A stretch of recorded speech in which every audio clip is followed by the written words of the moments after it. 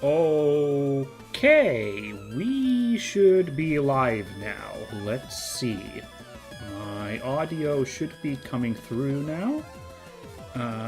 Hello, testing, testing. 1, 2, 3. 1, 2, 3. Peas and succotash. Are you hearing me? Let me quickly put on the sound from the stream itself. There'll be a little bit of double voice here, so I can check that my own voice is coming through.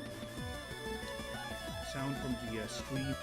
There'll be a little bit of double voice here, so I can check that my own voice. Yeah, that sounds fine. All right, good. And I think audio levels are fine too. Me versus the game, so we'll go with this. Let me know in the chat if I am being if the music is too loud compared to my yammering here. But yeah, welcome. It's your pal Minsk, and we're today taking a look at Stories from Soul, the Gundog. Yeah, this is really fun. First of all, yeah, this is me doing a video game stream after ages and ages, and doing it for the first time on YouTube. So we'll see how this works, me doing YouTube stream. I've done a couple on, I've done a couple YouTube streams of me doing a little bit of artsy-fartsy stuff, but, also I do like to play some video games, you might know, folks at home, so, here I am doing that, and I thought we'll see how does it work here on YouTube, and I wonder if I will get any viewers. That'll be fun to find out. If not, we'll have had a good time. You'll probably, chances are, more likely, you're probably watching this afterwards.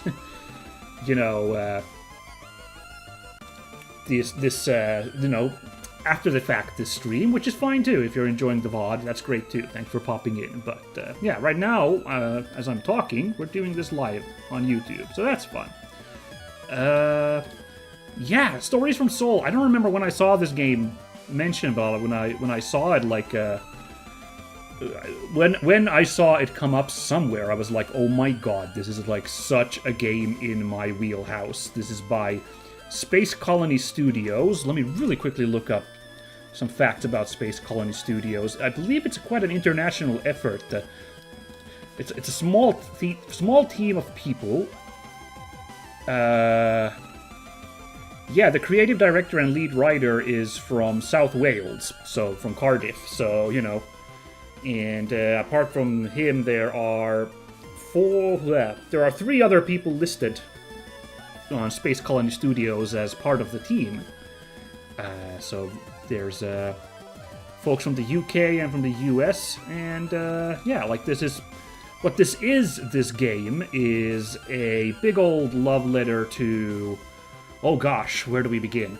90s visual novel adventure games, specifically like Japanese-made ones on the PC 98. The biggest one is Policenauts, has been cited as a inspiration. So Policenauts comes to mind, or maybe Snatcher, those kinds of point-and-click adventure kind of visual novel thingies. Story-wise, it's taking from a bunch of late 80s, early 90s mecha property. I mean, this guy here seems to be like this robot here on the left seems to be a halfway point between a Zaku and a Dom from Mobile Suit Gundam, so, you can tell the influences are already coming in heavy. Yeah, like the creative director, again, I mentioned, he has cited Mobile Suit Gundam and Martian successor Nadeshiko as inspirations, and let me tell you, I love both of those. So, like, immediately I know, like, I'm going to be in good hands with this game if that's the inspiration. So, yeah, it just seems delightful, this whole thing. It looks beautiful from what I've seen, and the prospect of a fun 90s kind of this kind of like menu adventure, narrative story being set in a giant robot fiction thing, that just sounds fun as a really fun thing. So we are doing this, yeah? One thing I wanted to show really quickly, speaking of fun, here in the options, is selecting the graphical mode. Now we are going with vivid mode here, is my choice for here, just to like have the nice, like, color images vibes going, yeah? However, like, there's other options. There's, to get that, like 90s kind of simple monitor look, there is this like monochrome studio mode, it's called, where all the colors are just, monochrome green, which is kind of captivating too. I mean, there was that one game, there was a horror game, I think it was just called World of Horror, which was similar in this like throwback to PC 98 games. That was horror adventure rather than, mech sci-fi, but as you may recall, that one was even more, graphically bare, it was just like really like pixely, looking like a 90s computer interface, so yeah, but there's even more fun Dojin mode. So this like simplified, even more simplified art style made to look like some kind of doujinshi comic. This looks delightful. Like, look at this character, how like they change their like design. Like, this is just the monochrome colors changing, but like this is supposed to be the same character, and it's been like really simplified into this cute 90s look. Like really simple, like a comic book look. I'm kinda enchanted by that. I've heard that this is a pretty short one, this game, right? It's like maybe 5 hours, you can maybe beat it in that time. So, like, I kind of am tempted if I play through this entire thing. Then I just actually do a replay with Dojin mode on, just so I can see all the, like, different designs for all the characters in this fun design. Yeah. That should be delightful. But, yeah, for now, yeah, we're playing with regular Vivid mode, and we're gonna do English. And, yeah, that's about it. Oh, yeah, I'm not playing the entire thing today, because, again, I said it's like 5 hours, maybe. And for one, it's a really recent game. I'm not sure I want to play the entire thing on stream, do a little favor for the developers and just, like, leaving some of the story untold here on stream. Maybe I'll come back to it later. But the other, I got about 2 hours of energy in me, so we'll play 2 hours of Stories from Soul today. See where we end up, and, call it a day and, have a good time, hopefully. But, yeah, let's just get on with it, shall we? I'm very excited to see where this goes. September 21st, Planetary Calendar 209. Following a raft of oppressive policies and crackdowns from the Earth-based government of the Solar Federation, the joint forces of the Martian territories and the Jovian United Colony Fleet rebelled. This conflict came to be known as the Solar War. Ooh, whenever you reference Jovian, I think of, Martian successor Nadeshko, so I feel like that's on point. Delightful. The war carried on for 3 years, but eventually the combined forces of the Martian territories and Jovian United Colony Fleet managed to push the Federation military all the way back to planet Earth. In the final days of the conflict, a pitched battle was fought in lunar orbit that would decide the war's victor. Fascinating. So far, after these 2 paragraphs of explanation, I'm still not sure which side we're going to be on. It's very hard to tell who is the good guy here, which, old school Gundam, it is a little bit ambiguous, although ultimately it's not super ambiguous, Zeon's ultimately probably not the good guys, okay? So, they're really... At least the guys who would have ended up in charge in Zeon would not have been good guys. Let's be pretty clear about that. But, the Federation also not super great in Gundam. All the time, at least. So, yeah. Let's go. Lunar orbit. Aboard the Jovian carrier JFS Calica. I like the sound of that. Let's go with that, I guess. Oh, interesting. There's this kind of narration in this. Well, that's fun. You reflexively tighten your grip on your armored frame's twin flight sticks as another wave of vibrations reverberates through the cockpit. The creak of your new flight suit and your quickening breath are the only sounds that you hear above the gentle hum of the frame's subsystems. This is fun because we've got the, this kind of looking, interface here. It sort of kind of is immersive because this could maybe be the panel of a giant robot that you're piloting. So that's kind of neat. As you squeeze the controls tighter, their plastic casings creak under the pressure. You try and stay calm, knowing that these gentle vibrations are remnants of huge shock waves that are buffeting the Calique, the carrier that you're stationed on.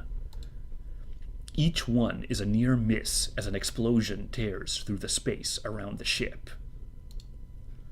You try to push the thought from your mind and focus on controlling your breathing, but you've already realized that their frequency means the Kalike must be approaching the front line. Your squadron will be launching soon, and you'll be engaging in your first real sortie. Your first real flight, in fact. Okay, so we are in a robot that is currently in the hangar of this robot carrier. Just like, ooh, that's tense, that's scary. You feel your throat tighten. Simulations are as good as the real thing. That's what your trainer told all of you. But you know that pilots are supposed to have hundreds of hours of live flights and training exercises in real armored frames before they're allowed anywhere near the front lines. Of course, that didn't happen. Command had told you that the modern simulators meant cadets could graduate without the need for these exercises. You'd overheard the rumors, though. The Jovian colony fleet had lost a lot of pilots and, still wanting to keep pace with the Martian advance against Earth, had resorted to fielding anyone who could fight. Oh, so we're in the Jovian fleet then. Okay, that's exciting, yeah. Again, a little bit of perspective shift. Again, if I'm thinking of Nadeshiko. I guess I'm dropping some spoilers about Nadeshiko here. Okay, it's a close to 30-year-old anime by now. It might actually be 30 years old. I don't quite remember what year Nadeshiko came out. But, yeah, okay. Some spoilers about Nadeshiko. There might be some Jovians there, not just Martians. Your whole squadron is just like you, freshly conscripted from Europa colony. You'd undergone basic training there, but almost all of your flight training had taken place on the cruiser's journey from Jovian space. You wonder how the others are feeling right now, whether... Calica 5, this is flight deck. We're preparing your squad for takeoff, running last-minute diagnostics on your frame, activating all systems. Yeah, this is so immersive. This is, it's super fun, just these things popping up here like this. I love it. Now. Alright. Looks all good to go. We'll run a few more checks, then we'll have you spaceborne in a few minutes. You ready to show those Terrans who's boss? No, I think we gotta be the kind of pensive, what have I gotten myself into guy. So I'm gonna be the ... But rather edgy, but sure. Your mind races as you try to think up a response that will convince not just the engineer, but yourself too, that everything is going to be alright. Instead, your mouth dries up and your heart feels like it's about to burst from your chest.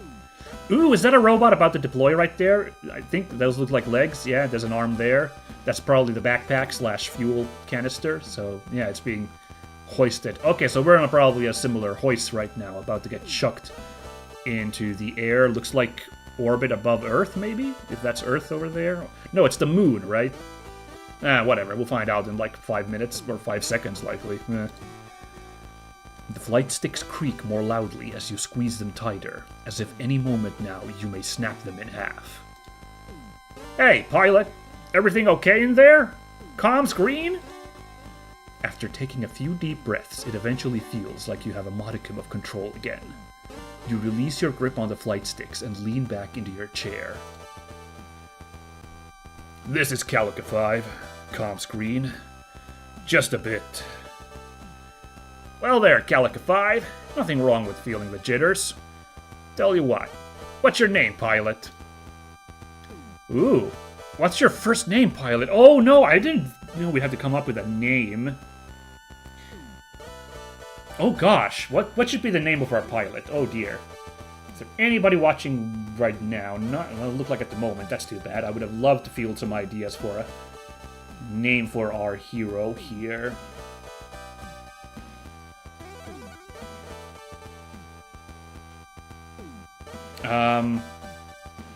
It's kind of a boring choice. Should we just be Sol as a, No, hold on. They might use the word Saul in the game, so it might be confusing if we're called Saul and they're also use the word Saul. I don't know. It's hard to say because stories from Sol might just refer to stories from the solar system. So let's have our guy be called Saul. That's still gonna be confusing if it's like these are the stories from Saul, but let's have our guy be called Saul. I think it's a guy. Actually, we're first person, so I suppose we don't know if it is a what gender person this is, but let's have this person be Saul. Okay, Saul, and what's your surname? Oh gosh, okay, this is yeah.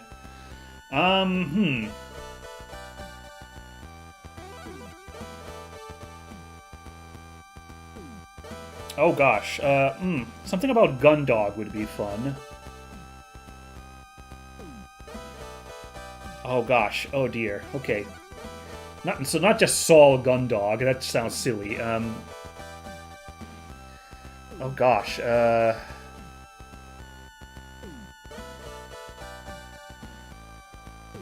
something Hund would be neat, right? Like dog in German and Swedish is Hund. So that just sounds cool, like Hund, Saul, but gun. What is a gun in German? A rifle is like Gewehr, but Gewehrhund sounds a little weird, right? So let's not go with that. Let's just see what if I put gun into the German dictionary here real quick. Pistole, Kanone, Gewehr, Knarre. Ooh. Geschütz. Oh, hey, Schutzhund. That sounds really cool. I like the cadence of that, right? That sounds a bit like a protagonist in a giant robot story. So we were okay, there we go. Right? This sounds really cool, right? Saul Schutzhund. Oh, it's even got alliteration. Ah, neat. Knarrehund would have been my second choice, but cadence just isn't quite as good as Schutzhund. So, oh yeah, let's go with that. Oh, neat! Oh, you actually can be! Oh, man, well, that's egg on my face. My apologies, they showed the cast of characters in, the, Steam image and, the promo photo, and there was, a dude dead center in the middle, so I thought that was our protagonist, so... Oh, gosh, well... I do wish there were more lady pilots in giant robot property. But how about somebody who's, they, them, actually? Why don't we go with that for a change, yeah? Yeah, let's go they, them. Well, I'll take that instead, yeah. Would have probably otherwise gone. If it was just these two choices, I would have just gone she, her. But yeah, actually now that this choice is here, this is kind of fun. Let's do that. Saul Schutzhund. That right? Yeah. We're committed to that name now. Okay, Ensign Schutzhund. First up, take a few deep breaths for me. In and out. Nice and slow. You got that? You draw in one long measured breath and hold it, then release it. Following the engineer's instructions, you repeat this a few more times.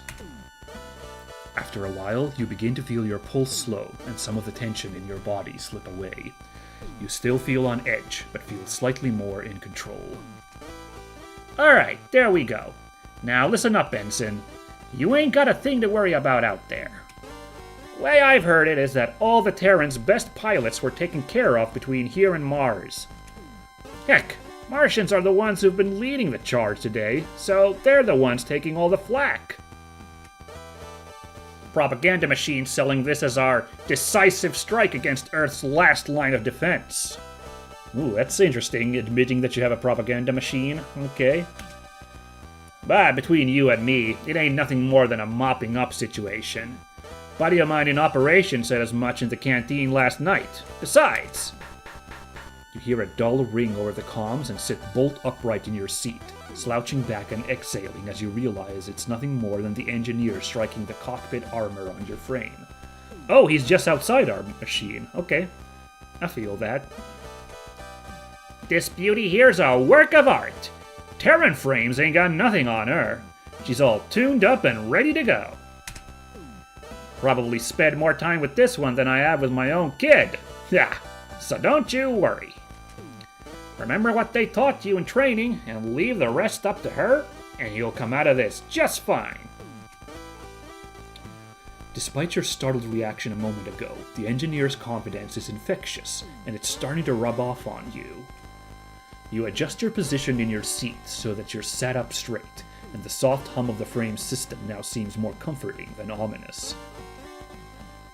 Just a mopping up operation, you think. Martians have done all the work, so we're sitting pretty here in our top-of-the-line frames. Yeah, nothing to worry about. So, Ensign Schuthund, how are you feeling about things now? Maybe, yeah, at this point, maybe the adrenaline would kick in. Yeah, I'm ready to get out there and kick some ass, you declare, channeling your newly tapped well of confidence. That's the spirit, Ensign. Now hang on to that, and we'll have you out of those hangar doors and kicking Terrans around in no time. Left alone with your thoughts, you tune back to the gentle hum of the frame. You watch the seconds tick away on the cockpit clock whilst you wait for the order to launch. The wait seems to drag on and on. You carry out a few last-minute flight checks, but as you'd already completed them when you boarded, nothing has changed. Whoa! Okay, interesting. Actual, portrait here. The commander. Commander T. Danza, if I see that correctly. Okay, Tony Danza? What? Alright, pilots, listen up. This is Kalik A1. We've been cleared for launch, so be ready for immediate action. All frames will be taking off in designation order, attack formation. Sound off! Kalik A2, ready! This is Kalik A3, ready. Kalik A4 here, ready for takeoff. Uh-oh. It's us, we're Kalik A5. Kalik A5, confirm your status. Oh, yeah, Kalik A5, standing by. Keep it together, Kalik A5. Kalik A6. Kalik A6, ready. Alright, Kalik A Squadron, move out! Ooh my god, look, this is such a cool shot. That little camera pan is neat too. Kalik A1 launching. Kalik A2 launching. Kalik A3 launched. Kalik A4 moving out.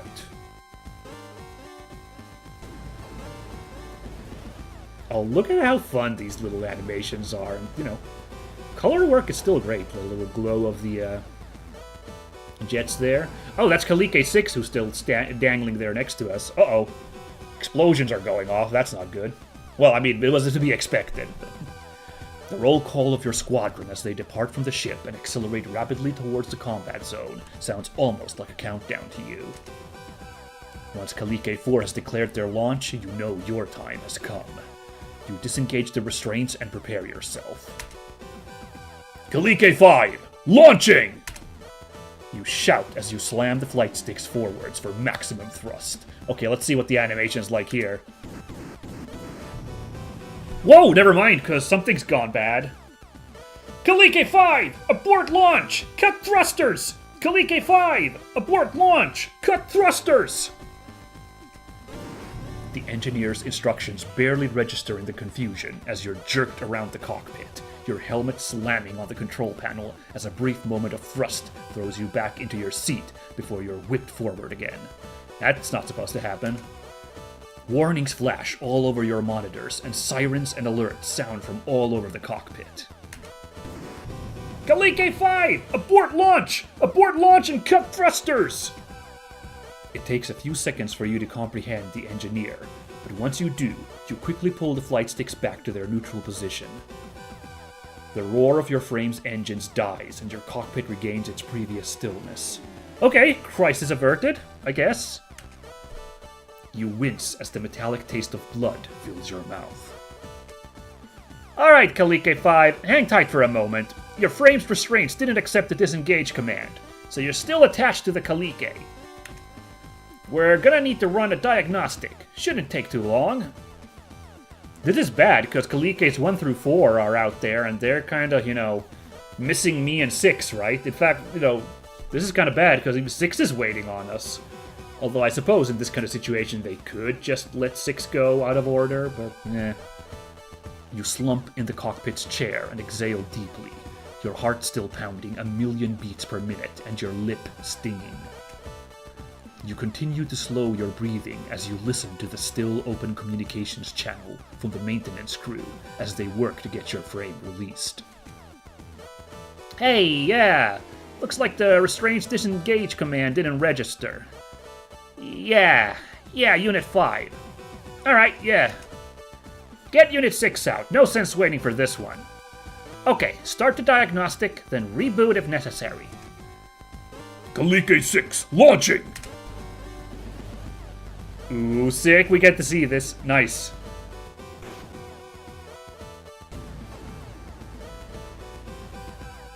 Oh, that's cool. Like, honestly, we wouldn't have got to see that if we actually did launch on time, so I appreciate that little detail there.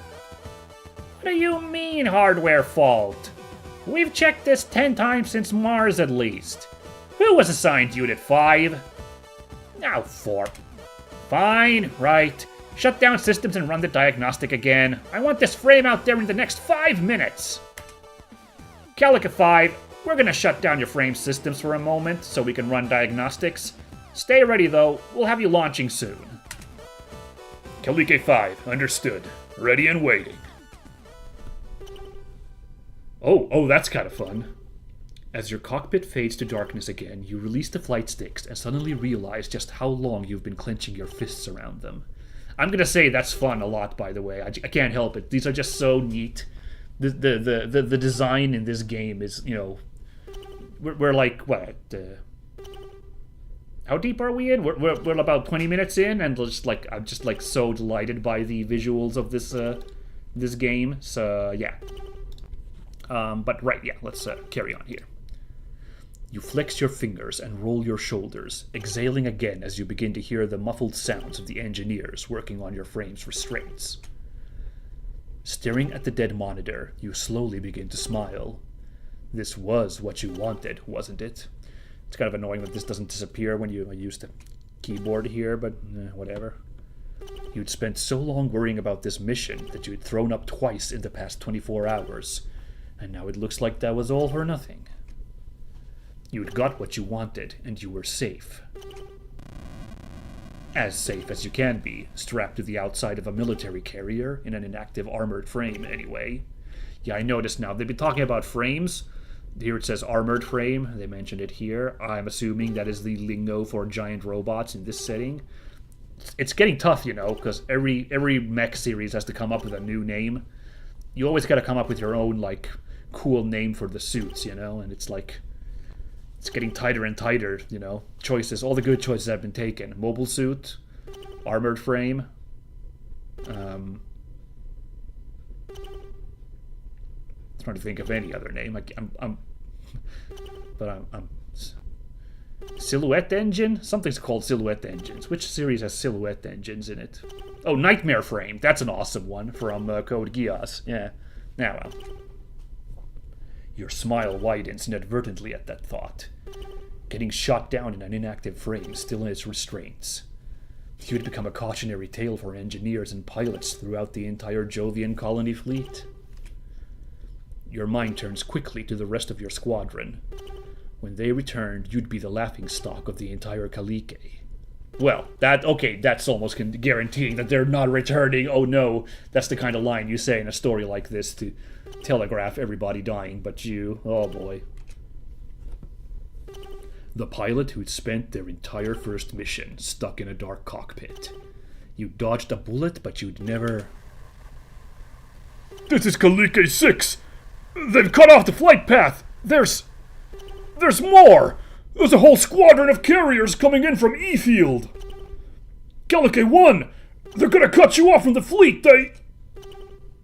Kalike 6's signal disappearing as you sit bolt upright as you begin pressing buttons, trying to activate your cockpit's main monitor so you can see what's going on.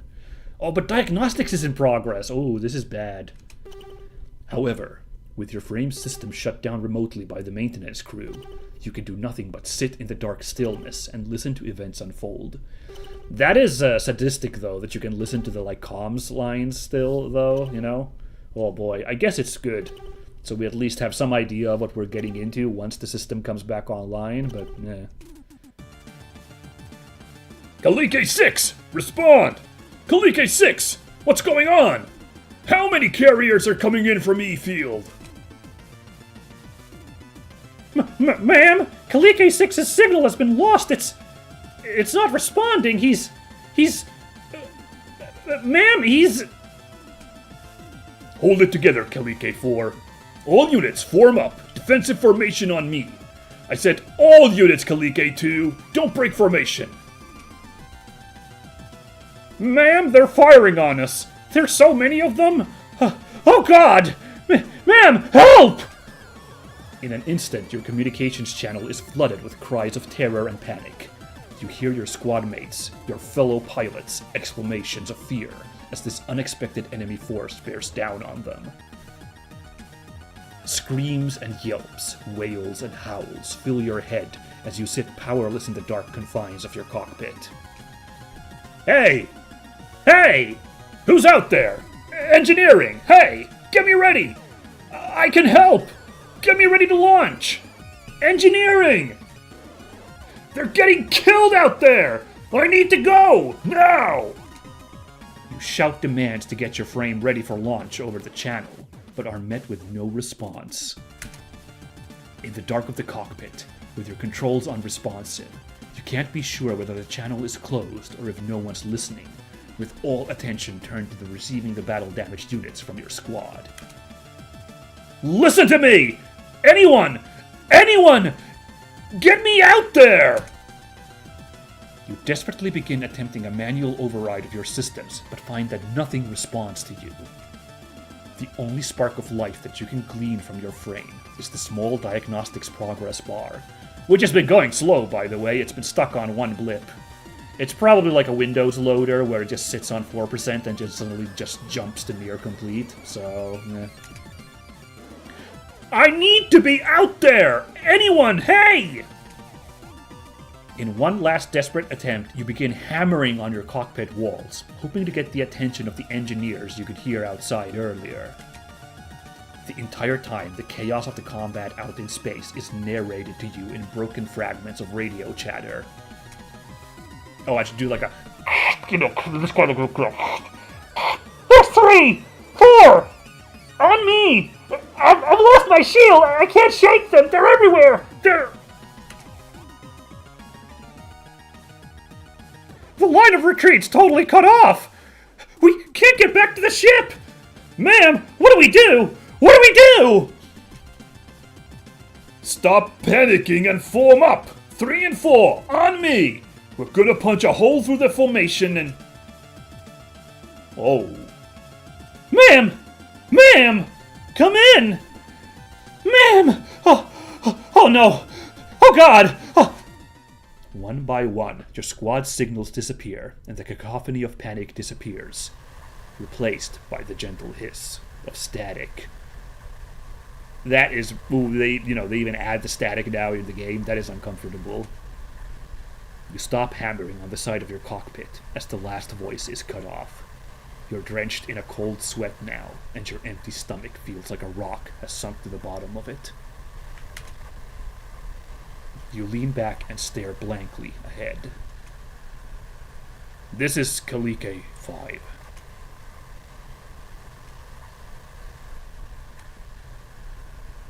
Ready for takeoff.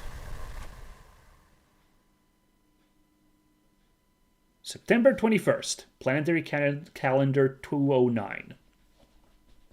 Despite last-minute reinforcements for the Solar Federation from their headquarters on Earth, the battle above Lunar is a victory for the joint Martian and Jovian forces. This would be the final battle of the Solar War. Oh, that's interesting. I was expecting like a way bigger twist there about like some kind of new force that like like makes the situation turn awful. Like a last minute, like it's not gonna be that easy. But then like, okay, no, it really was just the last gasp of the final forces of Earth. So it's just that our unit got incredibly unlucky. It's a very all quiet on the Western Front moment. Spoilers for this. I think it's like 100 years old, that book by now. Spoilers for the book, but the title refers to the conditions at the end of the novel. The war is just about to end, but the protagonist is one of the last casualties of the First World War. They find him dead, and it's mentioned that he got shot on a day which otherwise was so quiet that it was considered all quiet on the Western Front. In a moment of horrible irony, So similar kind of energy here, Having lost their last stronghold on Lunar, the Solar Federation would agree to a ceasefire and sign an armistice to end hostilities. An uneasy peace fills the solar system. With the conflict between the Solar Federation and the Martian-Jovian alliance concluded, the Kalike and her crew soon returned to the Europa colony near Jupiter.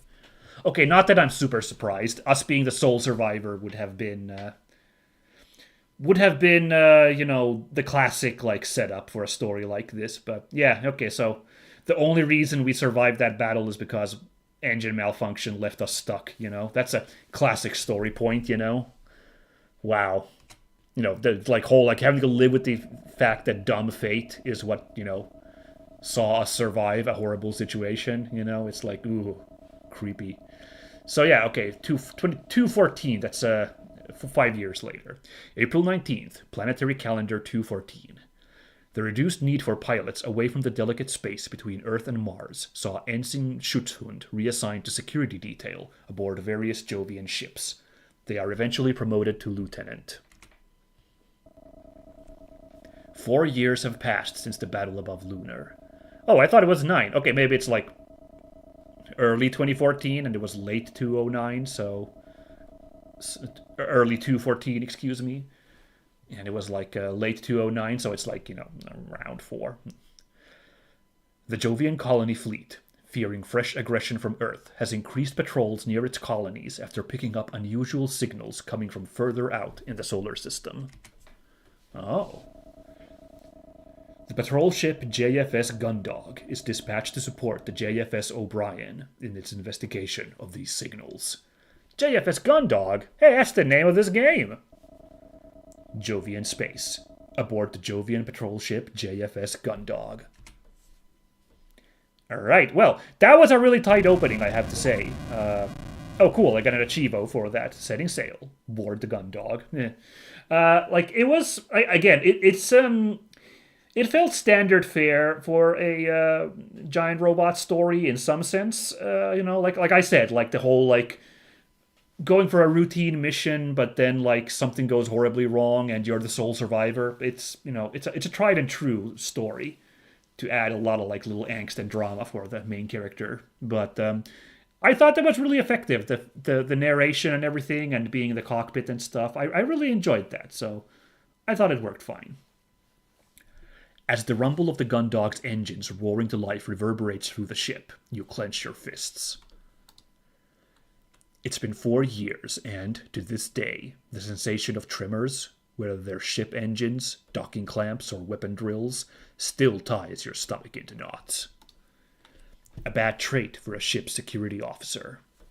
I'm curious to see how much more mech combat there's going to be. I love that we didn't actually get into any real combat in that first thing, but I've seen, animations of other robots in this, from the, like, trailers and stuff. So, like, there is going to be some other mech action for sure. But there's also going to be, look at this panel here. There's going to be looking around and interacting with stuff. We're probably getting into that phase right about now. You shake your head and exhale slowly, taking a moment before stowing the last of your possessions and pushing the drawer closed. You feel the click as it locks into place and the exterior plastic paneling sits completely flush with its surroundings. Stepping back, you look around the room. You take another deep breath and hold it for a moment. Although this was far from your first posting as a security officer, you always felt the same sense of trepidation, if not an anxiety. As similar as all the ships were, they all came with their own unique crews and personalities, and with those came unique problems. Breathing out, you take a look around the room, taking stock of your surroundings. Alright, select the Look button to examine your surroundings by selecting items of interest. Select it again when you're done. Alright, cool, a little bit of a tutorial. I love it. Okay, great. I was gonna say that I hope this game has some kind of highlight mechanic, because, like, otherwise I'm gonna have a conniption hunting for pixels, you know? And looks like the game is being nice about that, so yeah, good. Good. You know, it's still gonna be tricky if there's, like, really tiny objects to notice, but I appreciate at least this, you know. Ace Attorney had this, obviously, with the, like, the magnifying glass that turns yellow when there's something to spot, so very good, very good. A standard cruise bunk. Once you've slept in one, you've slept in them all. Although, this is one of the nicer ones I've been assigned to. Oh, never mind, this is supposed to be in character voice. Okay, sorry, hold on. Give me a moment, I'll do that again. Standard cruise bunk. Once you've slept in one, you've slept in them all. Although, this is one of the nicer ones I've been assigned to. The wall panel can be removed by jimmying it with a thin object, and crew members often stash contraband there. Looks like this one's not been touched, though. Okie dokie. That's good, a security officer needs to know stuff like that, you know? This lets me control the room's lighting from the bed. I keep my books here, too. I'm currently reading the Tales of the Cosmic Champions series. Sounds like a good series, I like the sound of that.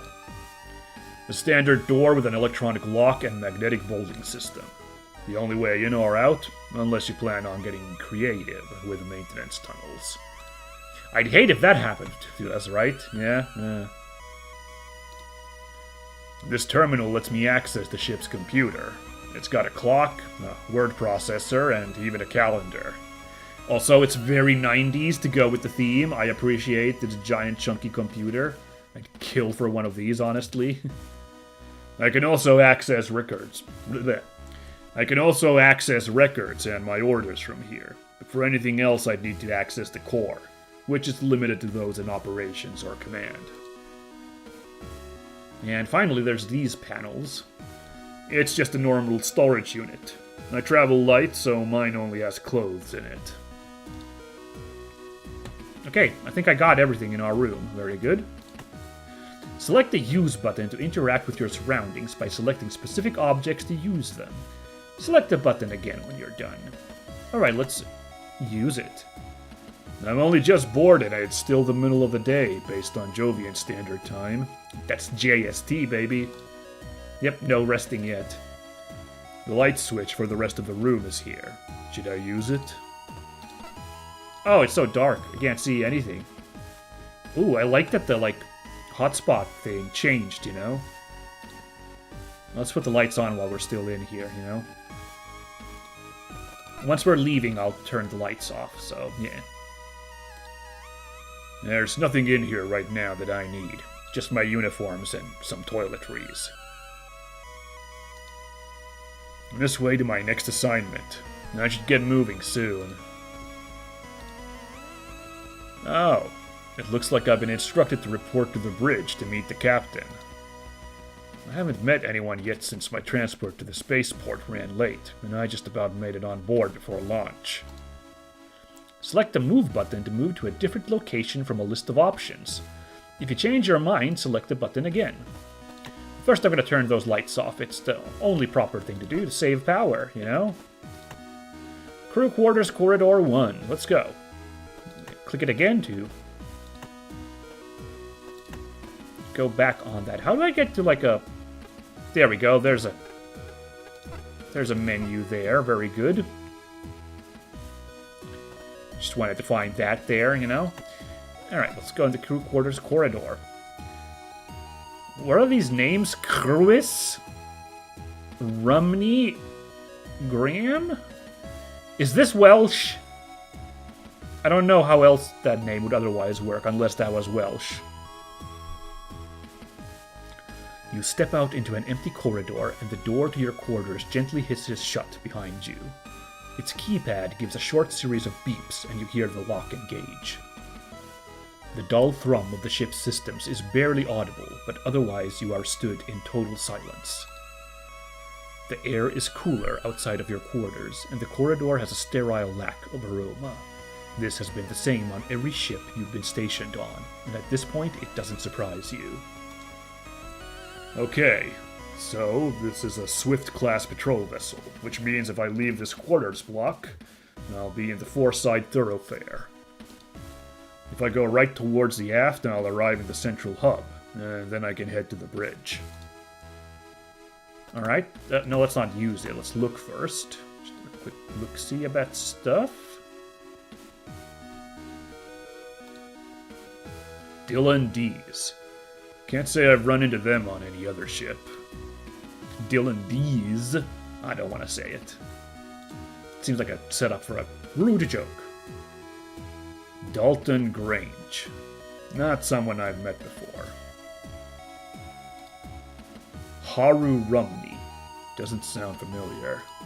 And then this mystery one. Can it seriously be Chris? Chris, maybe? Crease? I'm gonna go with Crease if that's really the spelling. Yeah, it actually is the spelling like that. Okay. Hansen Crease. Oh, that's ominous. No comment on that one? Okay. Weird. I may be security, but under normal circumstances, I can't just barge into someone's room without being invited in. I don't think just going in there would be a good idea. I may be security, but under blah blah blah. Yeah. Okay, got it. Just, had to give it a test. Alrighty. Foreside Thoroughfare, let's go. Ooh, the hangar. Oh, warning, low gravity. Oh, the hangar. Okay, I'm gonna assume they have artificial gravity in the ship itself, because this doesn't look like it's designed for 0G, this corridor, so, yeah. You leave the crew block behind you and find yourself in a much larger corridor that stretches off to your left and with multiple smaller corridors leading from it. To your right, the corridor leads to a large plaza-like space.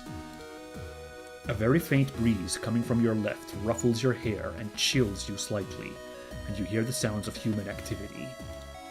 It is a very quiet ship at the moment, right? Where the heck is everybody?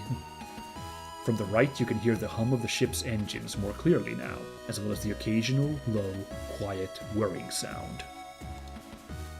Looks like I was right. This portion of the thoroughfare will let me access both sets of crew quarters. The mess hall, the hangar, and the central hub. From there, I can access the rest of the ship's areas. I should hurry up to meet the captain before I look around anywhere else. Oh boy! Hold on, just... Okay, good. I was like, there's so many options to go to by the sounds of it. Thankfully not yet, but, yeah. I've got to meet the captain. I'm sure I'll have plenty of opportunities to check it out later. That list of places we can go to sounded pretty overwhelming, honestly, so I'm a little worried. I had a decent meal back on the colony before I came aboard. Since we don't know how long this dispatch will last, it could be a while before I have anything that isn't made from long-life ingredients. Okay. I'll figure out what's down there later. Oh, I should have used the look. My bad. I should start with look, then use. Nah, the order's odd. The ship's hangar. Since I'm on security detail, the only time I should be spending there is when I'm carrying out my daily checks. On a larger ship, you'd see people coming and going constantly, so it's eerie how quiet this one is. The mess hall. I don't imagine a ship this high. I don't imagine a ship this size has a cook, or even a kitchen, so it's probably just a vent-mate unit. It's fine with me, sounds delicious.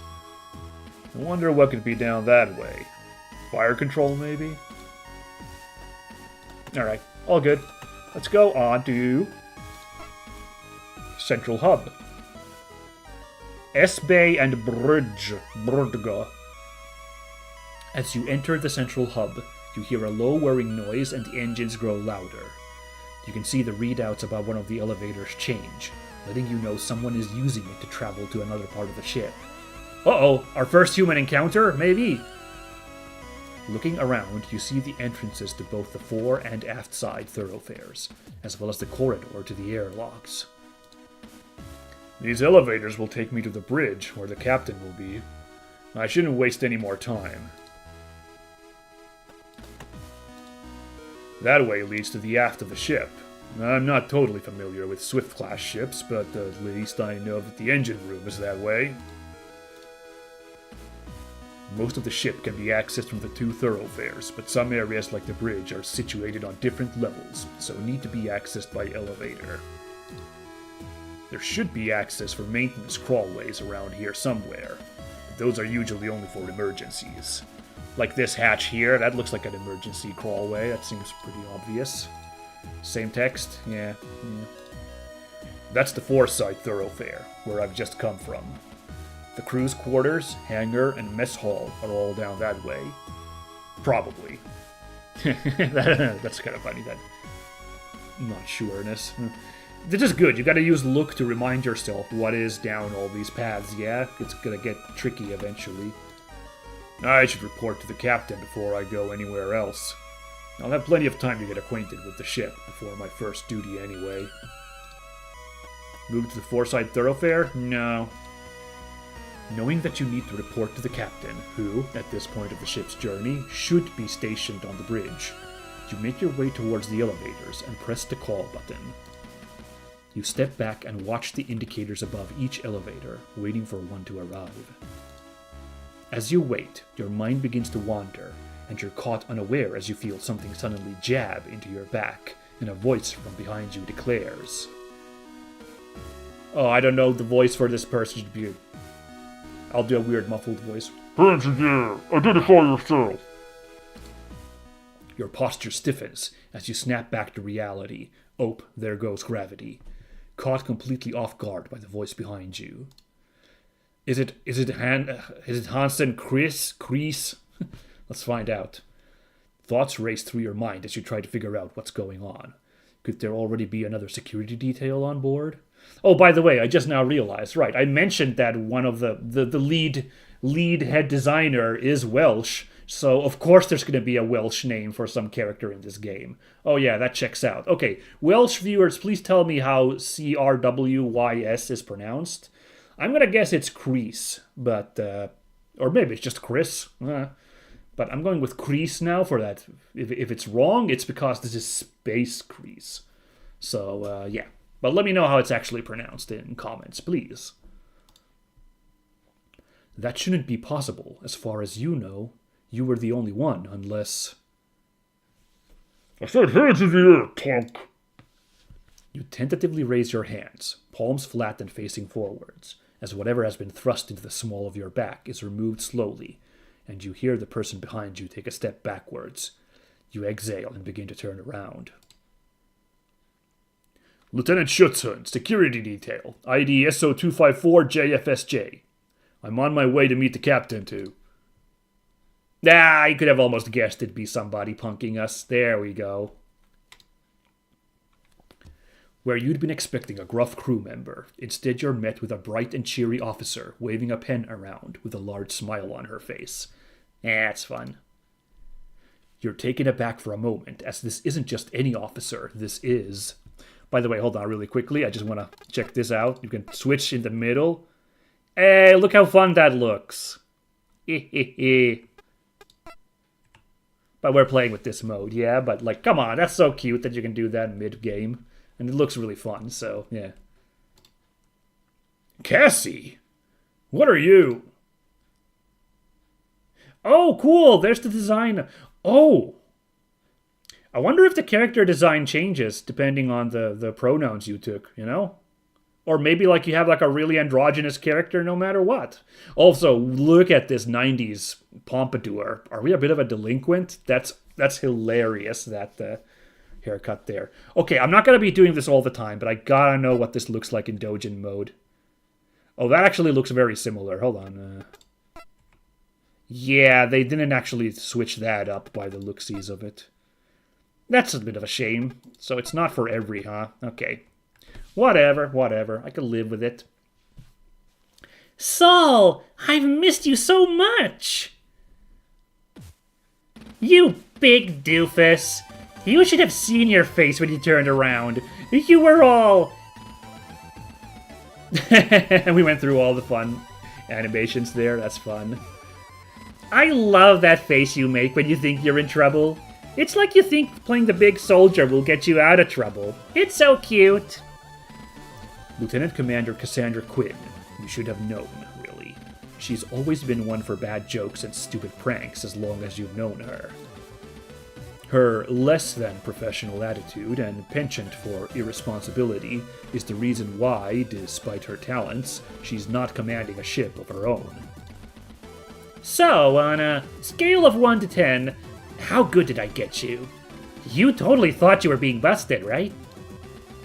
But if you're being honest, her playful nature is what attracted you to her in the first place. You've been dating for nearly 2 years now, but a lot of that has been over electronic mail or in letters. Your postings have never lined up until now. Oh wow, we're already an item. Okay, I thought there'd be a budding romance in this story, but okay. Getting there real quick, huh? Cassie, what are you doing here? I thought you were stationed on the Reliant. You never said you were being transferred. What happened? Well, the thing about that is, you might say that a disagreement with the head of operations on the Reliant led to a lateral trajectory for my career. Cassandra, please. Okay. So, maybe when it came time to change the ship's cybersecurity passwords, I couldn't be bothered to spend all day sitting in the computer core, waiting for it to generate new code, so I just changed all the existing passwords by a single digit. You place your face in your hands as a dull groan rises from the back of your throat. This isn't the first time you've heard a story like this. And maybe it turns out when they run cybersecurity drills, they assume that the enemy have your old passwords, so try brute forcing from those? And maybe that meant the ship was compromised in 0.5 seconds. But at least they found out I'd done that in a drill and not in a real engagement, right? I've basically saved the entire ship in advance. Okay, I'll accept that logic, I guess. I'm surprised you're still even stationed on a ship. How are you not stuck back in a records room at Europa Colony right now? Well, I probably shouldn't tell you this, but if I can't trust you, who can I trust? It turns out this mission was organized at really short notice, and the Gundog was the only ship available. The problem was that they'd been having issues with the crew, so they had to transfer some in short notice. Lucky for me that I'd so recently been made available. That's weird. I'd only just been stationed on the Duke, so I shouldn't have been free to be transferred.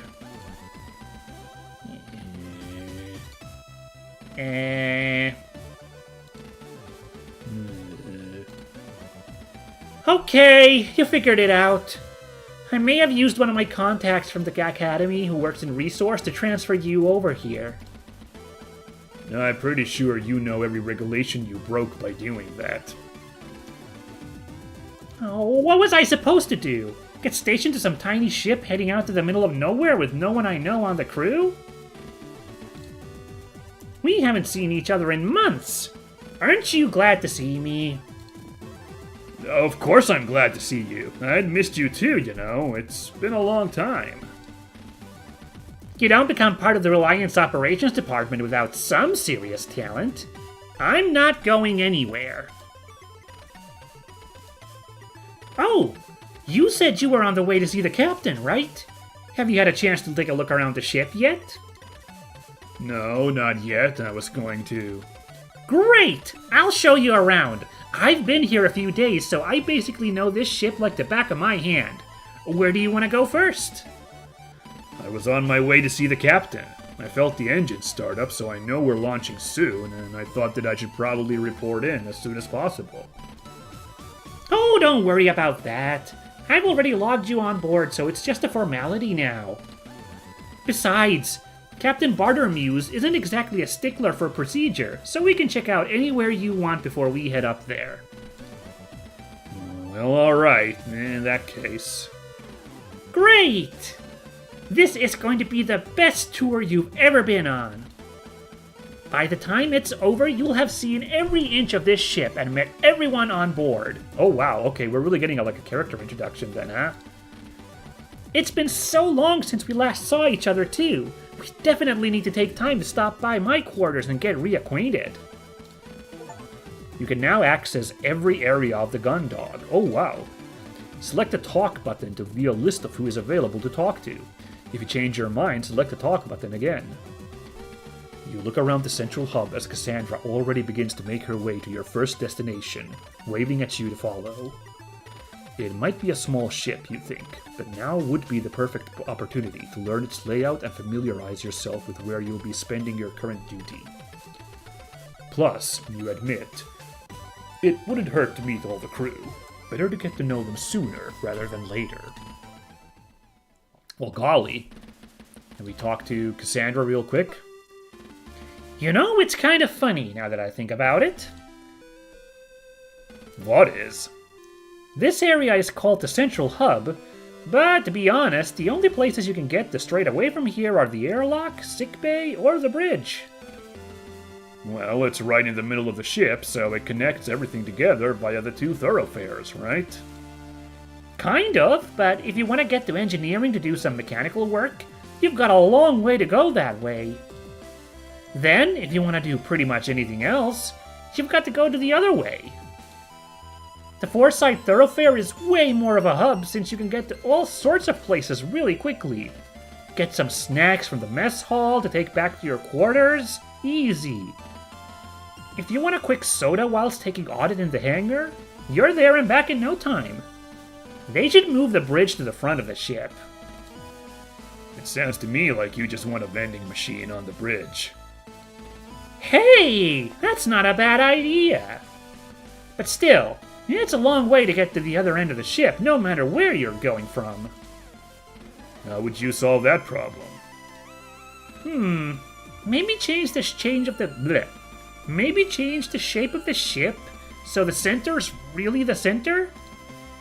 It's space, so you can make it a really efficient shape, like a cube or something. A cube?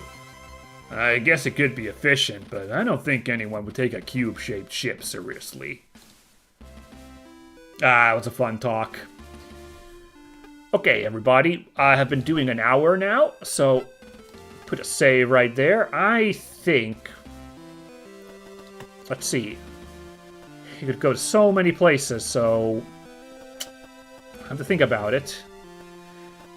We could go straight to the bridge, but the game really wanted us to do that. But I wonder if you get, like, story minuses for wasting the captain's time by going everywhere else. I feel like our hero, Saul, would kind of, let Cassandra drag them around, though. So I think we're going to do that. But, yeah. This is a really good moment to call it for a bit. I'm sorry, call it. No, call it. Not ending today's stream, everybody. No worries on that front. This is a good time for us to take a 10-minute or 5-minute or something minute break. So I'm gonna pop off for a bit here. Get something to drink. Use the commode if need be. You folks should do that too. Everybody, stretch a little. And I will see you in about 5 minutes for the second hour of our Stories from Soul, the Gundog playthrough. Good stuff. Alright, catch you in a bit, everybody.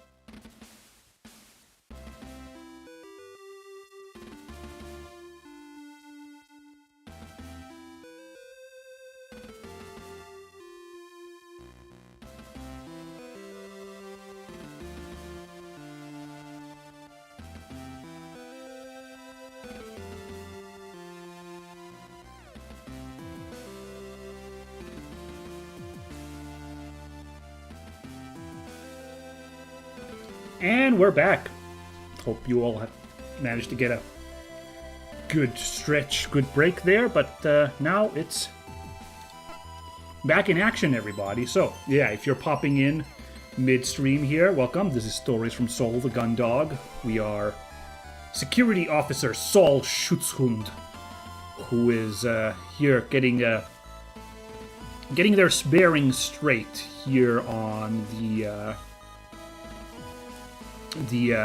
Gun Dog, this patrol ship, and our girlfriend Cassie turned out to be part of the bridge crew here, and she is taking us on a walk around. So let's go to the aft thoroughfare, I guess, first. Uh-oh, that's a flickering light. That's not good. Someone should do something about that. As the two of you leave the central hub behind you and travel down the aft side thoroughfare, the hum of the engines continues to grow louder. You'd effectively filtered the noise out in the rest of the ship, but as you got closer to the rear, its volume increased considerably. Are the engines supposed to be that loud? Are the what? I said, are the engines supposed to be that loud? The what? I said, are the engines... I heard you the first time. I'm just messing with you. You could have fooled me. I've never been on a ship where the engines are so noticeable. Is it supposed to be like that? Supposed to? No, not really. But the Gun Dog is a Swift class, a type of patrol ship that's designed for rapid response. They're made to cover large areas of space quickly and offer basic assistance to ships in distress. That, or to be the first on the scene to gather intel and issue warnings if anyone comes too close to Jovian space. Which means, design-wise, they prioritize speed above everything else. I guess the best way to sum it all up is that the Gun Dog is basically a huge set of engines with a tiny ship strapped to them. Well, that's reassuring. Oh, it's fine. It just means there's no space for systems like motion dampeners or soundproofing. You'll miss it when you leave. Okie dokie. We still talk to Cassandra here. Let's have a look first. Oh, we can't look at the flickering light? I find that alarming, you know? That way leads to the engineering block. From there, you can access the engine room, the main computer, and most of the ship's systems. Although, you won't be going anywhere near those systems if the Chief has anything to say about it. Down that corridor is the armory, where all the ship's firearms are stored. Normally, access has to be granted from the bridge, but since you're the security officer, you've got access coded into your keycard. Well, that's fun. Oh, let's not move there yet. Let's not move there yet either. Okay. Let's talk to Cassie again. There is an upside to these vibrations coming from the engines. Oh yeah? Check this out! You watch as Cassandra crouches down, takes out a pen out from her pocket, and lays it on the floor. As soon as she removes her hand, it begins to slowly edge away from her, moved by the vibrations carried through the ship. Ta-da! That's great. I know, right? Back on the Reliant, we used to go to the engine rooms and race stationary on the gangways near the engines. I had a red pen that moved 3 times faster than anything else. Yeah, sick Gundam reference in there. I love it. Oh, that's so good. 3 times faster, huh? You know it. I can't believe I lost it, though. Oh, hey! What have you got in your pockets? My key card and a pack of gum. Why? The race is on! First from this panel to that panel. The loser buys us something from the vending machine. Ooh, okay, let's use our gum, I guess? Okay, let's go with the gum. You place your packet of gum on the floor next to the pen and stand up. A tense 30 seconds follows as the two objects slowly jitter their way along the floor, almost neck and neck the entire way. Come on, Biro! You've got this! Or it's Biro. It's Biro, right? Because there's that Right, because there's that band that's like Biffy Clyro, but it's like Cliffy Byro. Whatever. You can do this, Gum! The sporting event of the century looks like it'll end in a draw, but at the last moment, your packet of gum shifts and slowly moves off in a different direction. Oh no! This allows Cassie's pen to take the lead and pass over the seam between one floor panel and the next. Dang it! I thought the key card would, not be suitably dynamic for sliding along, I thought the packet would go easier, but Yes! Drinks are on you! Shoot. Okay. Well, let's check out the armory, I guess. You swipe your key card through the card reader set into the terminal by the armory's door. Instead of the door opening as you would expect, you hear a harsh tone from the terminal. Looking at its screen, you see a message displayed in large flashing letters. Access denied. Insufficient authority. Dang it! Well, it looks like your clearance hasn't been fully processed yet. You'll have to meet the captain before you can get into that room. Alright, well... Oops, I didn't mean to hit that. Whoa. Oh, okay, cool. So hitting right mouse button pulls up that menu. Okay, good to know. Alright, let's go to the central hub then. No, we were in the central hub. Okay, let's go to engineering then. Ooh, this looks fun. Everything looks so high-tech, boxy and silvery, good stuff. As the two of you continue through the aft thoroughfare, the thrum of the engines grows louder still. The featureless paneling that has made up the majority of the ship's interior quickly gives way to visible pipes and conduits, and eventually the smooth flooring transitions to grading, revealing more workings underfoot. Finally, the thoroughfare leads into one huge open chamber filled with masses of machinery. Terminal panels set into the side of various apparatus cycle through different readings, the light from the screens reflected off ducts and valves. All this equipment is separated by a grid of catwalks and access ladders. Wow, that's a lot of stuff. A lot of stuff is right! This is central engineering. Pretty much every system aside from the engines themselves and the central computer can be found in this room. All in one place? Isn't that a little risky? Well, a Swift-class ship relies on an absolutely minimal crew. The Gundog only has 2 engineers. I think they figured it'd be easier on them if everything that was important was kept in one place. That way, they don't have to run from one end of the ship to another to get all their repairs done if something goes wrong. Yeah, you certainly know a lot about ship engineering. What can I say? I'm a pretty talented individual. Oh yeah? Whilst we're here, you can share some of that knowledge. What's that over there? That's the Folenic Conversion Unit. And what's that? Oh, that's the omnifaceted wing shaft. Uh-huh. What about that? That's, the turbo encabulator? Every day's a school day. I'm head of operations, not chief engineer, okay? I don't need to know what... Oh. Uh-oh, we don't know who's like, hey, no one better be screwing around up there. I don't know who the engineer is like, so I don't know what kind of voice to do. You both jump as a stern voice barks at you from below. Looking down, you see through the grating that there's another catwalk situated below the one you're stood on, with a crew member moving at speed towards the ladder that joins the 2 walkways. I swear if I find so much as a single terminal readout out of place, I'm stuffing the 2 of you into the organics processing system. If I have to retrieve one more pen from behind the compressors. The crew member continues to grumble as they ascend. Yeah, I don't know what voice to do yet, because I hate when this happens. Oh! Oh my god, okay. Okay, not the wrong voice for this character I was doing there, definitely. Oh my god. Dude, her design is so cool. I love it. That's an awesome engineer. No, I think she'd be more like this, right?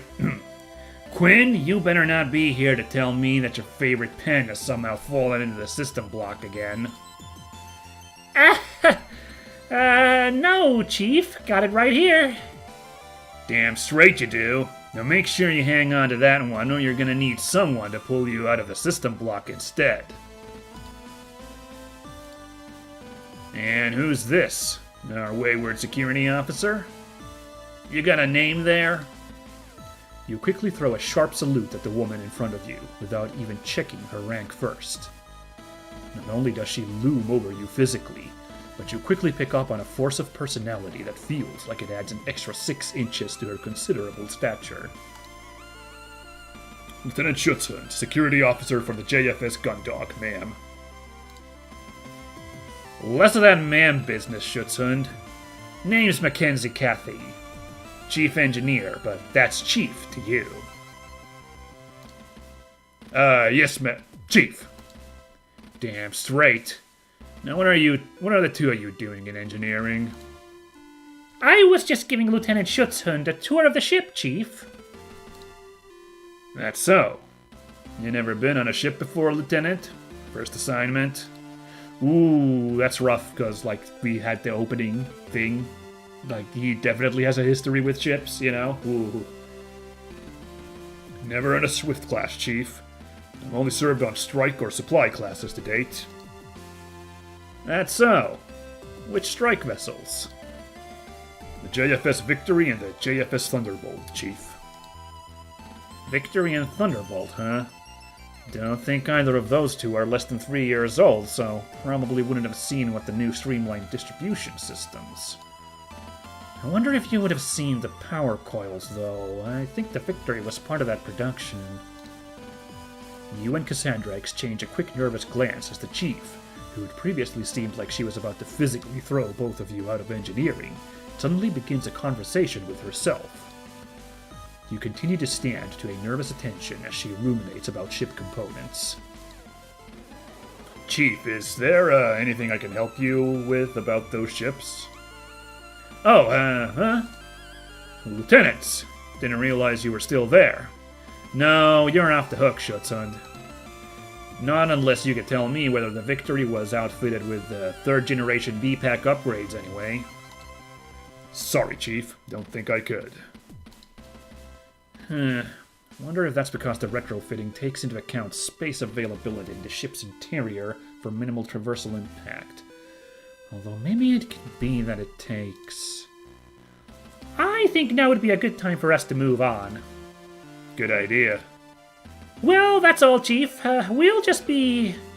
going now. Oh yeah, sure. Just don't let me catch you screwing around in here again. Oh, we got a Chivo for meeting the Chief. That was a learning opportunity. Alright. I'm gonna look around despite being told to leave immediately. There's so much machinery in here. If what Cassie says is true and that all of the ship's systems are packed in here, it could be anything. It's certainly giving off a lot of heat, though. That's the power distribution module. Ah! Oh, Chief, it's you. What is it? The power distribution module.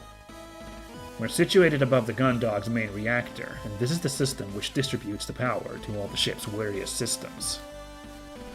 Oh, is that... right. She just pieced off after that? Okay. That door leads to the Central Computers room. It contains the ship's mainframe that all the ship's terminals are connected to. It also runs the majority of the ship's hardware. There's a primary access terminal located in there too that gives access that no other terminal on the ship offers. But for security, only the captain has use of it. Great. Thanks for the heads up, Chief. Oh, whoa, Cassie, why are you getting a little freaked out like that? There's so much going on in here that I've got no idea what anything is. This could be a waste processing unit, or it could be... life support. Ah! Oh, sorry, Chief. What was that? This unit's part of the life support system. To be exact, this part is an assessment center of sorts, and it continuously samples the atmosphere on board the ship to ensure that it's at an optimum level to keep us all alive. Oh, huh. That door leads to one of the ship's engine rooms. There's another engine room on the other side of the ship. It's not exactly an efficient layout when you're running tests on the systems, but it's what they would work. It's what they thought would work best in terms of keeping a Swift compact. Oh, I gotta know, by the way, I said I wouldn't do this all much, but I want to know what she looks like in Dojin mode, so... Ooh, okay, yeah. That is very Dojin-y, but yeah, okay, she looks a little bit, I think the art is a little bit sharper on her Vivid mode. Yeah, that was a bit more rough sketchy, that one there. It was quaint too, I liked it. You can see the freckles on her shoulders way better in this form, but yeah. Her stare is a little intense in this one. Still pretty intense here, but like I think it's better. Oh, thanks, Chief. Can I use something? I am absolutely not touching that. If I do something wrong, I don't want to think what the Chief will do to me. Ooh, let's not go there yet, and I don't know if Mackenzie's gonna let us, or Chief. I genuinely don't think it's a good idea for me to touch a single thing in here. I'm less worried about damaging the ship and more about what the Chief will do to me if she catches me. Alright. You can talk to them both. Okay, but really, when Chief says we shouldn't screw around in here, she's right. We should probably get moving. What did you do? Why would you say that? Really, though, what did... Who the hell dropped the chocolate bar onto the secondary moisture converter? Let's go. It's melted into the outlet valve. I'll kill them! Oh boy, but I'm gonna stick around anyway, because this is funny. Yes, Lieutenant? Well, Chief, I was just stopping by to... Tell me, Shetson, what is it that the ship's security officer on a vessel with only 10 crew does all day? Oh, so that is... Because I'll tell you what a chief engineer does. A chief engineer spends every damn minute of the day trying to keep pace with all the systems on board this vessel, making sure they're all running absolutely flawlessly. You know why? It's because if I don't, then it's a thin line between optimum comfort and a horrific death in the cold expanse we call space. So I'll be frank, Lieutenant. Unless you're about to help me redirect these condensers while I refresh the primary moisture chamber, then I don't know what good is going to come from you hanging around and distracting me. Understood? Yes, Chief. Well done. If you really want something to do, you can go and check up with the junior engineer in the hangar. Kid's probably slowed down since I last put the fear of the void into him. Wow. She's something, that's for sure. Can we go to Central Computer? You swipe your keycard through the card reader set into the terminal by the door leading to the Central Computer. The door doesn't open, and instead you hear a harsh tone from the terminal, which is now displaying an error message. Looking at its screen, you see a message displayed in large flashing letters. Access denied. Insufficient authority. Oh, even with your security clearance, you won't be able to go into the main computer room. Because the staff is so small, the ship's computer handles a lot of tasks that would normally be done by the crew. It controls a lot of really sensitive functions, so only the captain and the operations team are allowed access. Oh, I don't think any of the ships I've been on have had a computer system like this. The bigger ships usually have their computing distributed amongst multiple systems across the ship. But, because they've also got larger crews, there's more that the people on board are responsible for. I think that because the Swift class is so small and there's such a limited crew, they need to assign more functionality to the computer. Because of that, it's a lot more vital that no one screws around with it. I see. You said that operations have access. Can we take a look at using your authority? Well, since the whole reason I'm here is that I didn't exactly take my responsibilities with the Reliance computer system seriously, the captains told me not to mess around with it. But it's not that interesting anyway. Alrighty, can we go to engines? The two of you watch from around a corner as Chief Kathy, continuing to mutter to herself, paces back and forth checking terminal readouts and various displays. Eventually, she heads down the ladder that she'd climbed to confront you. Now out of sight, Cassandra darts towards the engine room, gesturing you over. Checking over your shoulder in case the chief has reappeared, you make your way to her, just in time for the doorway to the engine room to open, and Cassandra to disappear inside before you can raise an objection. Uh-oh, I did not think we'd get in this much trouble, and now we're in it. Well, it's gotta be better than staying here with the chief. The room you find yourself in is a small, similar size to the area you just left, but whilst that was crammed full of a huge range of machinery, this room is almost entirely filled by one colossal cylindrical device. The pulse of the engine is now a tangible sensation as the vibrations it emits shakes your whole body. So this is the main engine. Well, one of them anyway. Like Chief said, the ship's outfitted with two of these. I see what you meant now when you said the gun dog's a huge set of engines with a ship strapped to them. This thing's massive. I know. I look at it and I feel like you could probably fit the rest of the ship in this room if the engine weren't there. That's because it's impossible to get the Higgs field distortion drive any smaller. Hello there, Chief. So nice to bump into you here. Yeah, where we're definitely allowed to be in. Chief! Chief, I know you said that.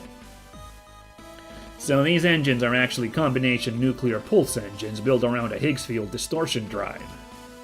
If the HFDD wasn't there, then this engine could be about 10 times smaller than it is. I assume that's some kind of science mumbo-jumbo to allow faster-than-light travel. I'm guessing, maybe. Yeah.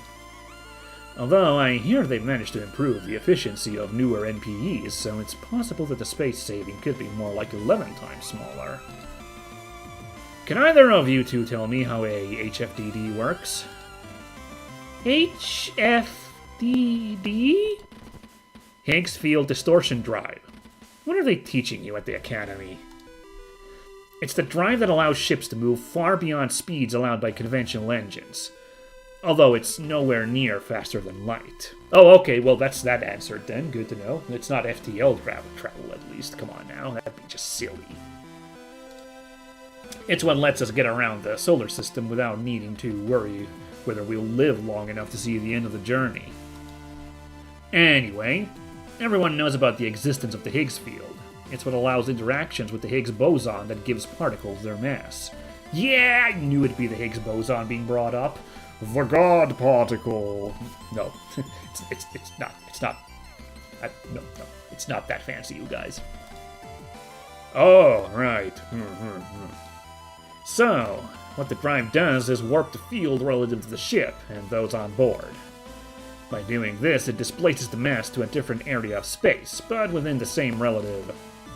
As the chief continues on with her explanation, you glance at Cassandra and see a thinly veiled look of terror on her face. You can't blame her, as you feel much the same way caught in this impromptu lecture. Then, because the particles retain their relationship with each other, the general perception is that things are the same as normal. However, from an exterior perspective, the lecture drags on and you quickly lose track of the chief's explanation. Although you recognize the words she's saying, you can no longer make sense of the context, and they come to seem like a meaningless string of sounds. Does that make sense? Yeah, so the field is it's got the mass, which is pushed. No! How to put it? Okay, so, imagine that space is a ketchup packet and you're the sauce. The sauce? Right, the sauce. Now, what the distortion drive does, it's like a thumb on the universe of the packet. It moves the sauce around by changing the shape of the packet to push the sauce. The packet is the universe, where the sauce and the drive is the thumb? You've got it! That sounded very Event Horizon-y, that explanation, you know. Fuck layman's terms! English, do you speak it? You quickly glance back to Cassandra and meet her eyes as she's doing the same thing. You know for certain that neither of you have got it. And that's why these engines have to be so big, to house that drive. Oh, it all makes sense now. I see. Yes, definitely. Great. Well, now that you appreciate the science behind it, I won't have to throw you out of here. Thanks, Chief. Anytime. Just remember, Lieutenant. Yes, Chief? Screw with anything, and I'll throw you out of the airlock instead. Yes, Chief. Sauce? This is very charming, you guys. Well, looks like there's only one thing to look at here, the giant old Higgs engine. One of the ship's 2 engines. Apparently it's that big because it's a combination of a standard nuclear pulse engine and a Higgs field distortion drive. Oh wait, no, this is supposed to be in the character's voice again. Sorry, let's try again. One of the ship's 2 engines. Apparently it's that big because it's a combination of a standard nuclear pulse engine and a Higgs field distortion drive. I think I almost lost consciousness when the Chief was explaining it to me. Let's use the engine with the Higgs blah blah drive. I can't be 100% certain that the Chief was joking when she offered me that one-way trip out to the airlock. I'll leave it alone. Only Cassandra to talk to, that's fine.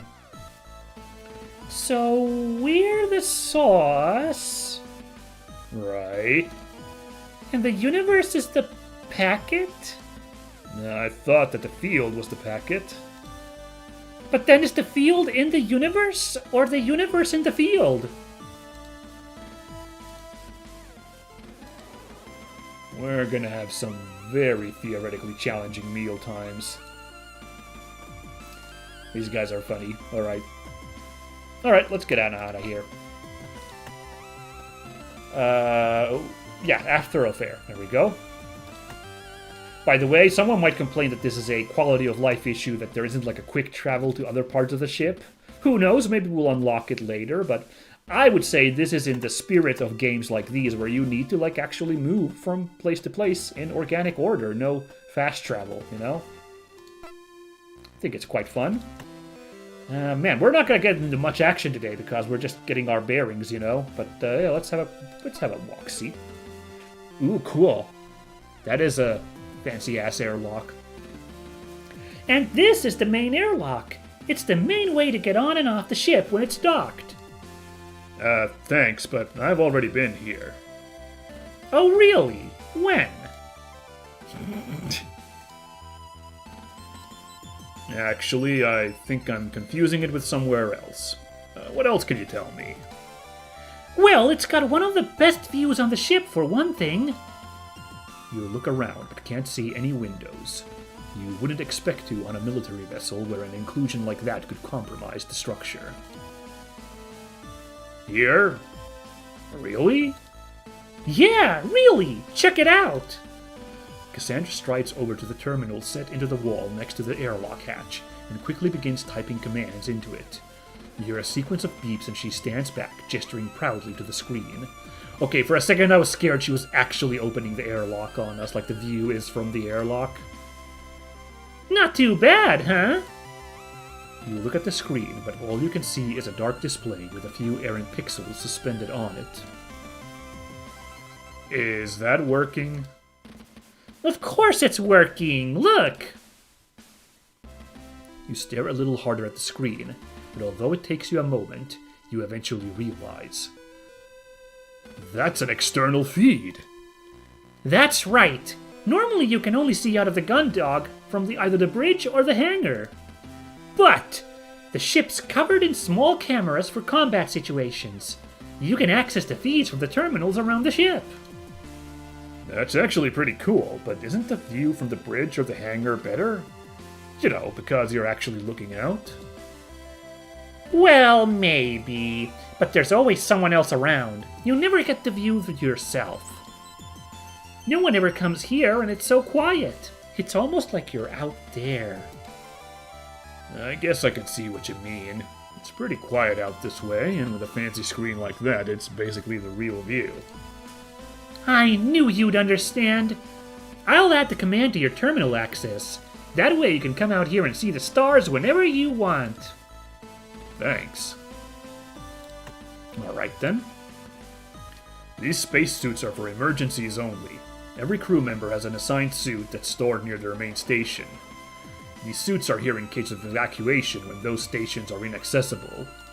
That makes sense. This is the main crew airlock for crew use. It's used to load and offload basic supplies and equipment. Everything else is brought in through the hangar airlock. Access? Is that an access like for crawling around vents? I wonder. Aside from the fact that it controls the airlock, it's a terminal like any other. Although with the silence, I suppose this one's good for getting a relaxing view of the stars. Underneath that panel is the manual control for the external airlock hatch, just in case of mechanical or power failure. I've had to open one as part of a drill before, and it's not easy. Oh, that's what that is. Makes sense. Very good. Hey, let's use that right away. Let's not. I'll leave those where they are. I'm not going anywhere, and any uses of emergency supplies has to be reported. I don't feel like walking out into space anytime soon. Although if I actually wanted to use it, I'd need to go via the terminal. This terminal, alongside its other standard features, is used to control the airlock. I can also get a good look at what's going on outside of the ship. View the stars. I've got a few minutes. I could spare some time for stargazing. Yep, that's space all right. Cool stuff. I really shouldn't be messing around with that. It's really tricky to get back on once removed. And there's only Cassie to talk to. So, do you come out of the airlock a lot? Define a lot. More than once for coming on board and once for departing. There's nothing wrong with hanging out in the airlock. Sometimes you just need a bit of personal space. On a small ship like this, it's the only place you can really get some time to yourself. Even on a big ship like the Reliant, there's not many places to get away from everyone. I just find it really relaxing to know I'm this close to being out in space. Away from everything. Everyone. Wow. Did not expect that take from her, but it's poignant. Wow. Sometimes it feels like I was made to be out there. Not cooped up in here. I didn't know you enjoyed that part of space. For most people, looking out into the expanse for too long triggers a kind of existential dread. I knew a guy on another ship that couldn't bear to look out into space. He'd start getting the jitters whenever he did. Sometimes, if he got drunk on duty, he'd start saying all kinds of weird stuff about how humanity's souls were never meant to be unbound from gravity. Oh wow, that's some Gundam talk also. And it's quite the opposite of Char Aznabul's philosophy, huh? Wow. I don't know. It's just like there's something out there that's calling me, you know? Ooh, I wonder if that's gonna come back at some point. That's a little ominous. Well, that's until I'm late for my shift, and the captain sends out a ship-wide message telling me to haul ass up to the bridge. Then I know there's something calling me. That's actually kind of funny. Yeah, I'm really glad. These are really on point, these dialogues so far. They're catchy. I'll enjoy them. Right, let's save the bridge for last, as, planned. And I'm really curious to see if, we do get some kind of reprimand for not going to the bridge immediately, but, yeah. As you head away from the central hub, the noise from the engine becomes quieter, and the ambient temperature feels noticeably cooler. The thoroughfare stretches out in front of you, with doorways leading to other areas of the ship visible in the distance. And here we are in the... Fortified thoroughfare, I know. I went to my quarters earlier when I came aboard. Tch. What did you just say? Four-side thoroughfare. Oh, I said fortified. Yeah, okay, I see. It wasn't a spelling mistake. It was on purpose. No, I don't think you did. I 100% said four-side thoroughfare. Aha! It's a tricky thing to say. You try saying it quickly. Four-side thoroughfare. Fur-fight thoroughfare. Fur-fight thoroughfare. Aha, yourself! We'll call this one a draw, Lieutenant. Buddy. Alright, let's talk to her real quick. Four-side thoroughfare. Four-side thoroughfare. Four-side thoroughfare. Four-fight fur-fare. Dang it! Amazing. Alright, let's hit up the crew quarters, Corridor 1. Oh, there's more here. This is such a huge corridor. Wow. So your quarters are down this way, huh? That's right. Why? I was wondering where you'd be. On a Swift class, there's two different quarters sections. One has all the department chiefs, whilst the other has the crew that work within those departments.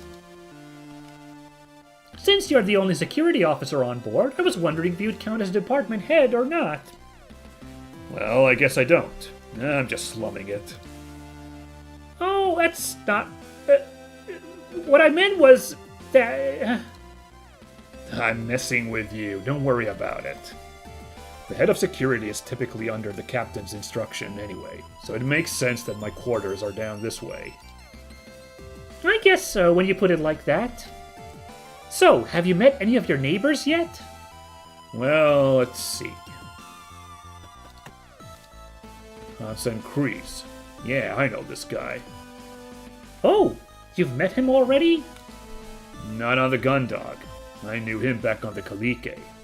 Interesting. By the way, that's really cool that the game, like, organically was like, let's take a look, and you're like, hey, maybe I should use the look command. And yeah, we actually get new dialogue here, you know? Oh! Is he the guy you've told me about? That's right. Not what you would call my biggest fan. Oh, honey, I'm sorry. Ooh, it sounds spooky. What is the history here, then? Haru Rumney. Nope, not met them yet either. I haven't spent much time with Haru. They're the second AF pilot on board the Gundog. As far as I know, they're a pretty good pilot, but that's only from what they say, so I can't say for sure if it's true or not. Haru spends all of their time hanging out with Hansen, and the two of them swagger around like they own the place. Oh, Hansen's probably the other Gundog pilot. Interesting, I didn't keep tally of all the Kalike, like, armored frame pilots. I missed if anybody came back home alive in addition to Saul. Oh, that's interesting. We'll see how it goes, yeah? Ooh, that could, yeah, be a problem. Spends a lot of time with Hansen, huh? Guess that tells me something. Dalton Grange. Haven't run into him yet. Dalton's such a sweetie. Is that right? Yeah, he's the junior engineer. He's actually just a student working towards his degree in naval engineering on a JCF scholarship, so he's still really eager to please. You can watch him bounce around the hangar like a pinball, trying to get everything the chief tells him to do done as quickly as possible.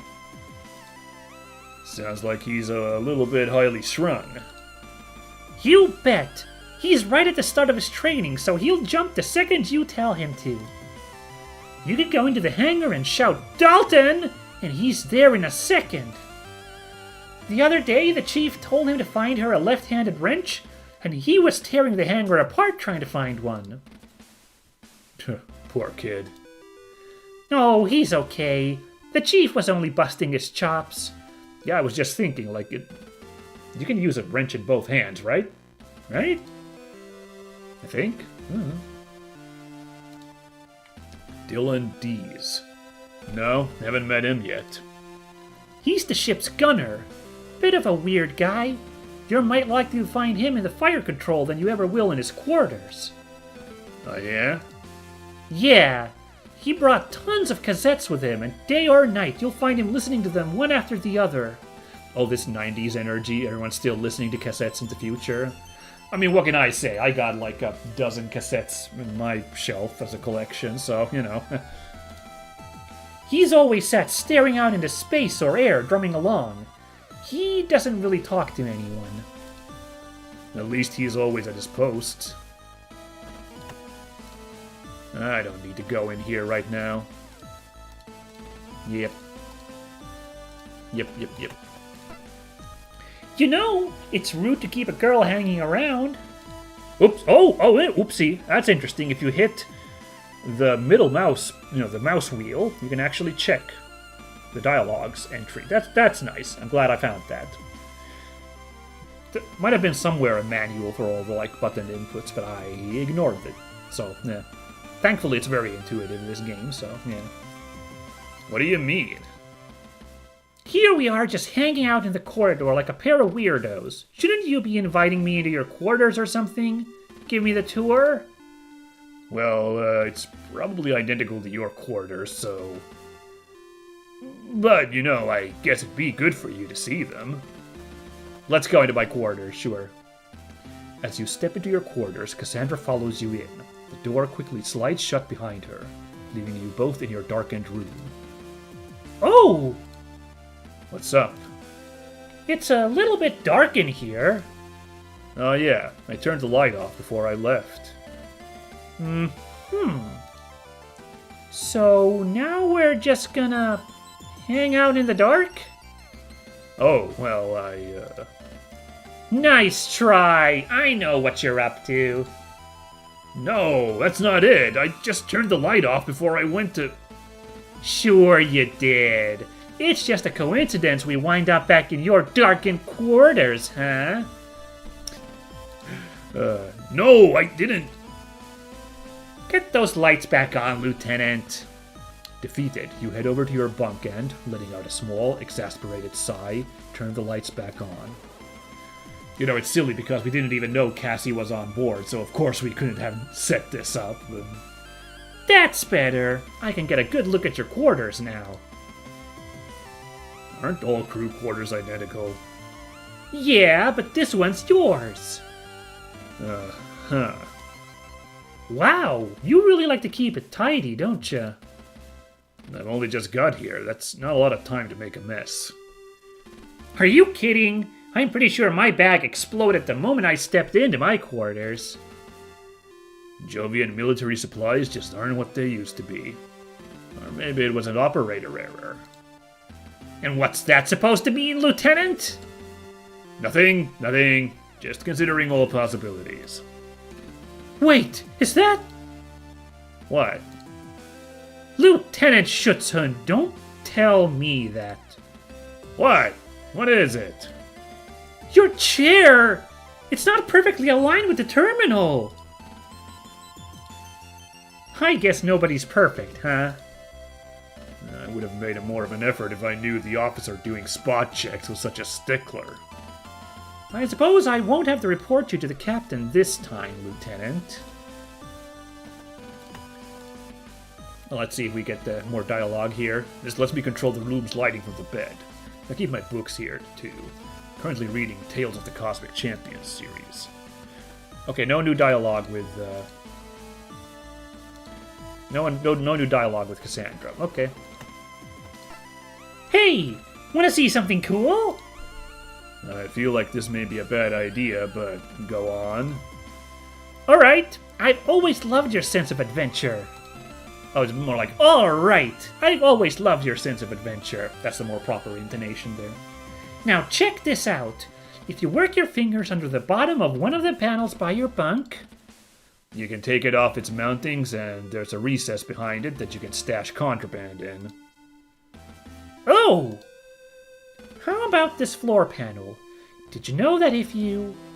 use something strong enough, you can pry it open, and it leads into a crawl space below the decks that you can use to get to other areas of the ship? Yeah. Alright, but I bet you didn't know that if you logged into your terminal and entered a secret code that... You can play Snake. That too. Sorry. Well, fine. I guess you probably know every secret on the ship, then. Well, not every secret, but I am a security officer. I love that there's Snake is the game being played. That's so... The 90s. I love it. I've seen and caught every trick there is when it comes to contraband, crew-breaking federalization rules, or system exploits. It'd have to get pretty technical to get past me. Heh. Wait. How do you know all this?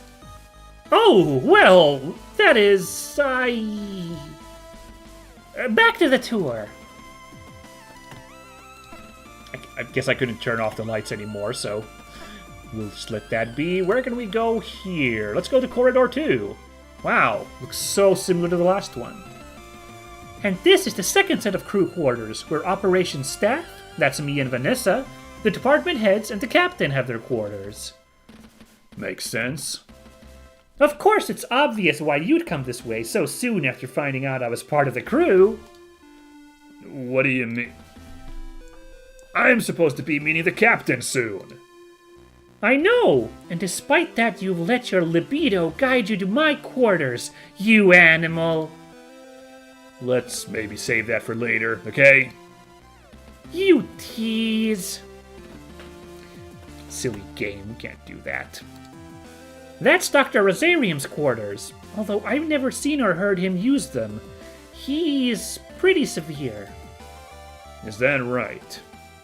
Yeah, it's hard to explain. I guess you'll find out when you meet him. Okay. He must be pretty intense. Normally Cassie's got a lot more to say about people than that.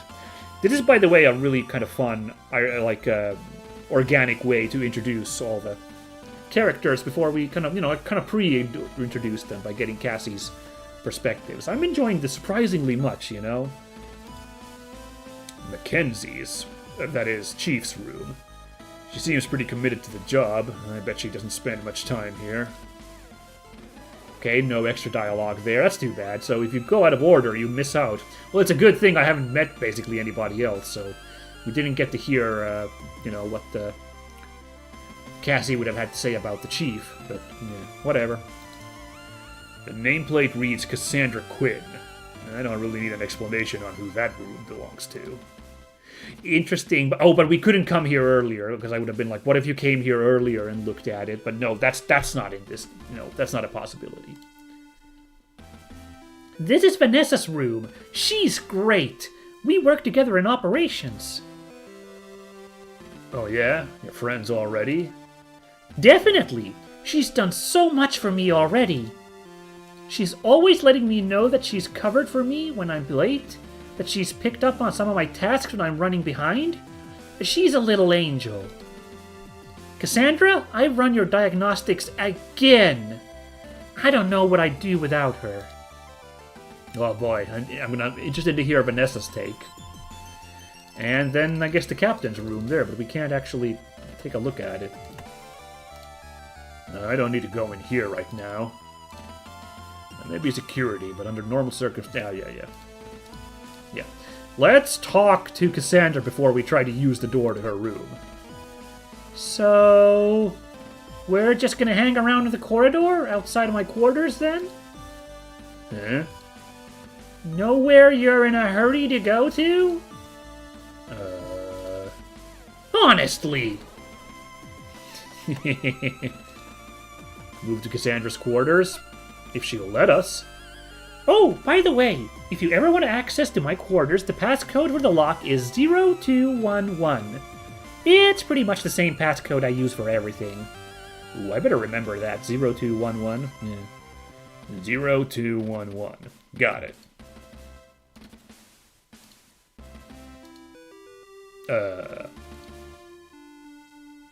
Hmm?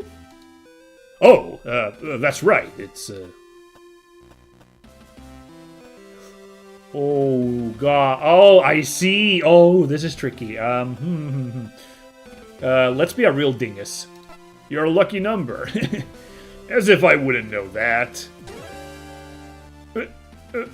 What? What is it? I was just thinking about how I'm gonna schedule you for triple duty later. I was joking! It's our anniversary. How could I forget? I wonder if I need a good reason to assign personnel to repaint the ship's exterior by hand. No!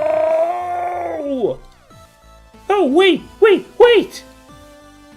Before you go in, can you give me a few minutes just to tidy the place up?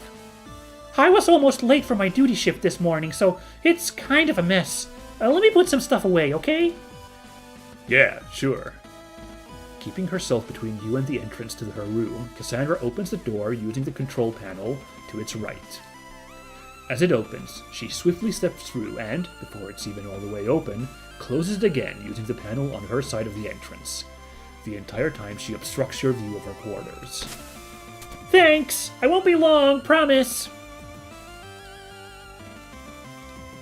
A few minutes pass, and you continue to stand gingerly outside of Cassie's quarters.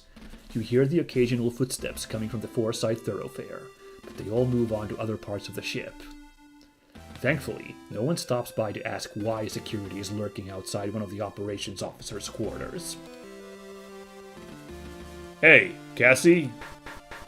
You give the door a gentle knock, leaning against the wall, continuing to remain on lookout for anyone who may have some questions about what you're doing out there. How's it going in there? Oh yeah, almost done. Just give me a minute to get this sorted out then. The last pause is followed by a loud bang and the sound of a small cascade of various objects onto the floor. Okay, maybe a few more minutes. You sigh and step back from the door. If anyone asks, you can always tell them that you're doing spot checks for contraband or something similar. Done! Come in! Oh boy! This is the cleaned version? Yee. Welcome! Make yourself at... As you step through the doorframe, the toe of your boot catches on a discarded pair of leggings, which are held in place by your other foot. As you begin to fall over, you reach out to catch onto something to stop yourself. Unfortunately, the chair you reached out for has a uniform thrown over the backrest, which slips as you grab it, bringing both the chair and the assortment of cosmetics on the seat clattering down to the floor with you. Oh no! Saul, are you okay? I'm sorry, I thought... Cassie! Yes? I thought you said you were tidying this place up. I was! Then why did I just get brained by a falling hairdryer? There was a system! I like that the music changed for Cassie's room, by the way. Very funny. You get back to your feet and right the chair as Cassie quickly grabs the assorted bottles and tubes that fell down with you, placing them randomly back on any nearby surface.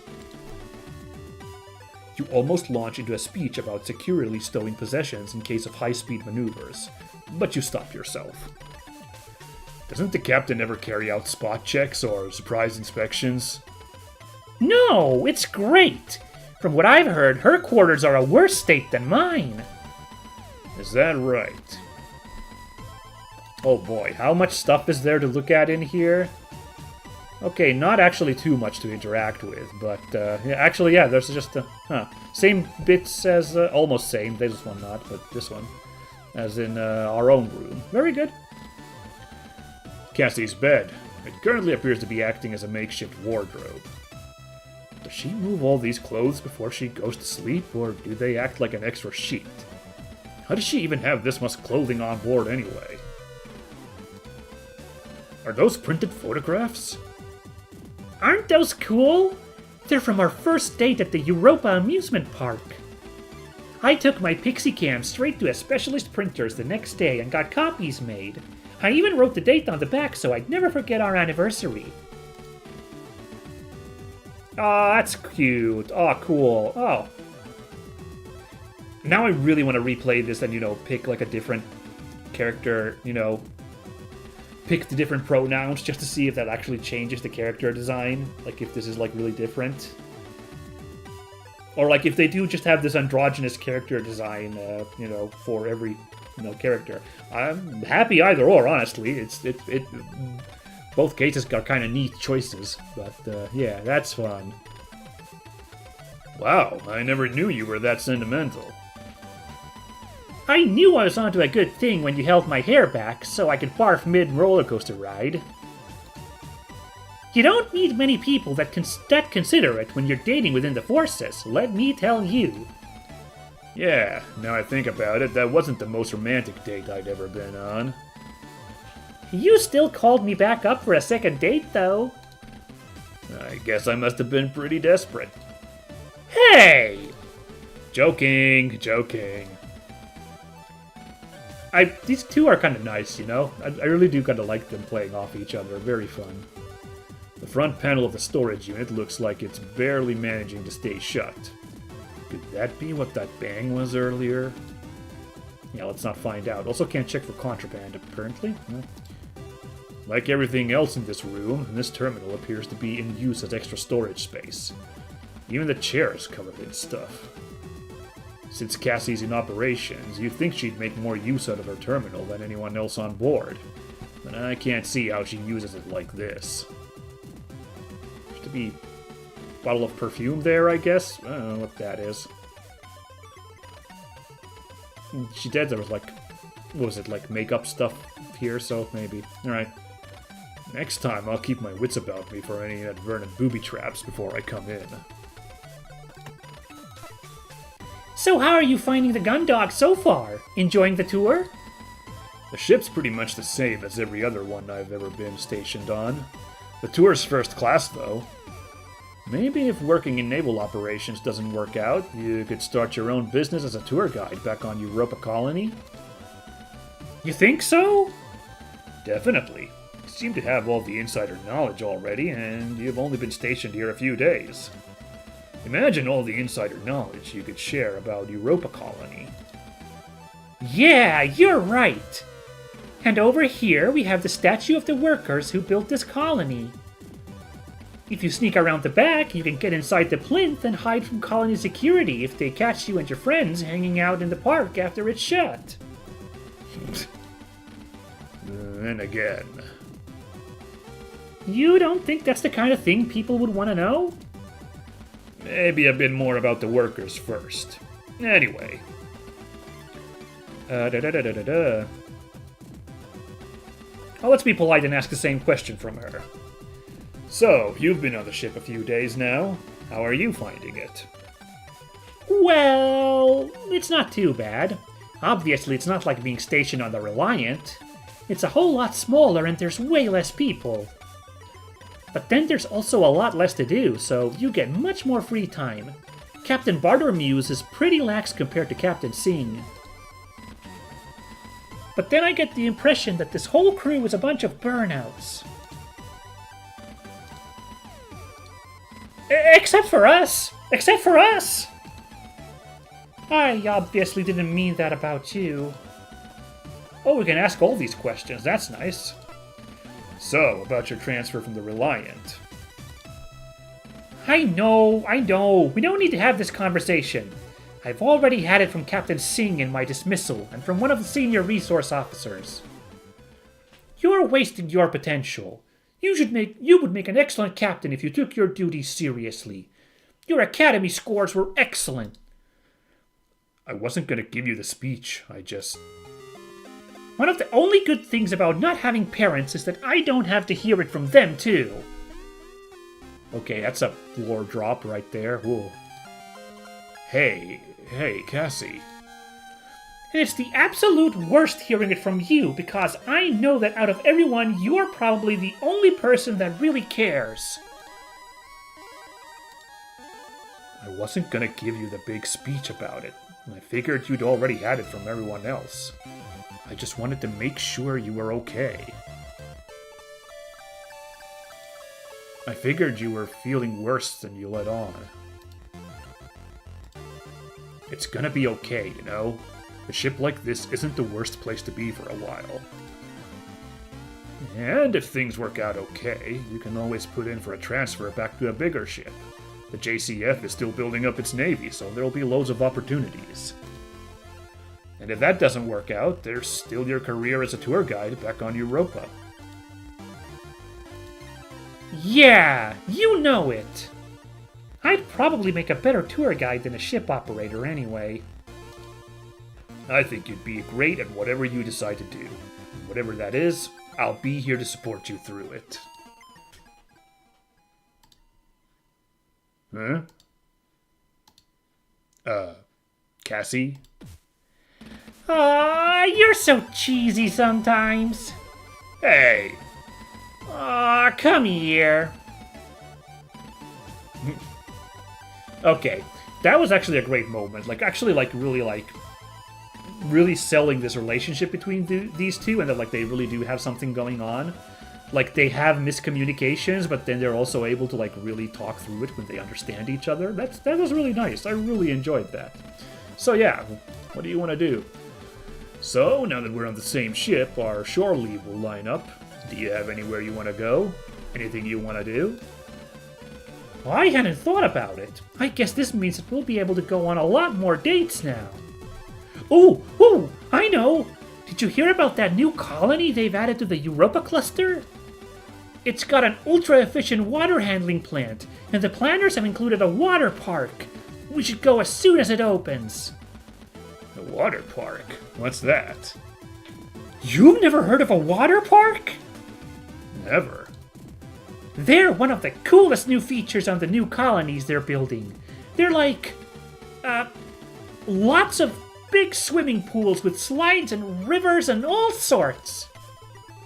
All the e-magazines are saying that they're gonna be the coolest things to do on the colonies once they're open. Pools and slides into pools? But like, really exciting. Huh, okay. I guess when we're next docked, then I'll see if I can book us some tickets. Awesome! Alright, ooh, that's nice. We've exhausted all the dialogue, so it like, you know, like, booted us out of that menu. Handy, yeah. Here's the same dialogue. Okay. Ooh, okay, hold on. Oh, shit. Okay, I gotta go through all these again? Okay, hold on, everybody. This is okay. Oh, nice. Then it auto takes you out of it. You don't have to go through all of them. Okay. But I appreciate that you do need to go through all of them on your first go, because they know the kind of person that plays this game wants to do all the dialogue, so that was nice. Oh, Captain's Quarters is its own thing. Oh boy, let's see. This is not going to work. The Captain's Quarters sits at the end of the corridor, differentiated from the other doors in the corridor by the small insignia that sits above the nameplate. Like the others in the corridor, it displays the occupant's name, in this case, Captain Maris Barter-Muse. Even in your role as security officer, there are a few rooms on the ship that you don't have access to. The Captain's Quarter is one of them. There's nothing for you here right now, so you turn back. Alright, ooh. Dramatic.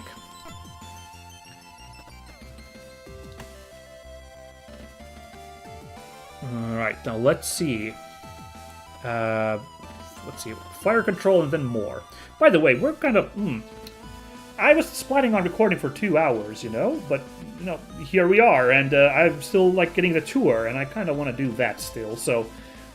I guess we're going long, everybody. Strap in. I'm glad I started a little bit earlier than my previous streams, because we got like a little bit more time here. So yeah, let's go. I'm still feeling it. But I am going to go get a bottle of... I'm going to be responsible and get a bottle of Pepsi. But yeah, since we're in hour 3 now, and I'm talking constantly, reading this stuff out, I'm going to need a little bit of a drink. So just a second, everybody.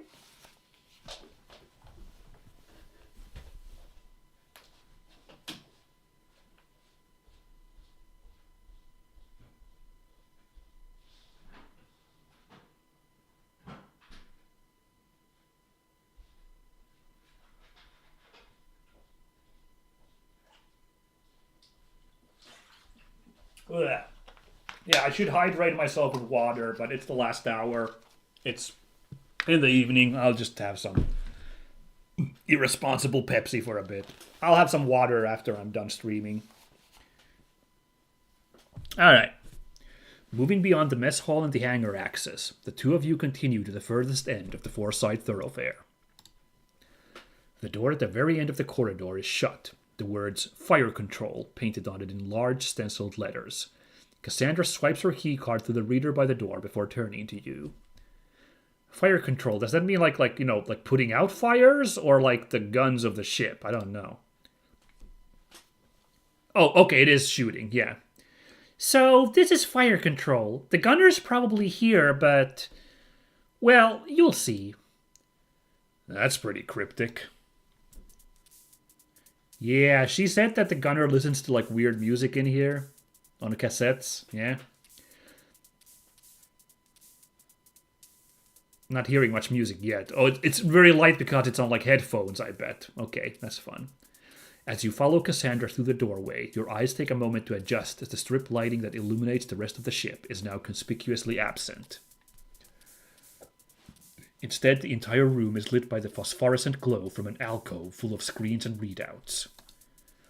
Looking at the screens, each one seems to not be showing much more than a few specks on a black background. From experience, though, you know that what you are looking at is a live feed from cameras all over the ship's exterior. In the center of this alcove, facing away from you, is a seat like the ones on the bridge. From this angle, it's impossible to tell if there's anyone in it, but you notice a tinny, rhythmic hiss coming from it.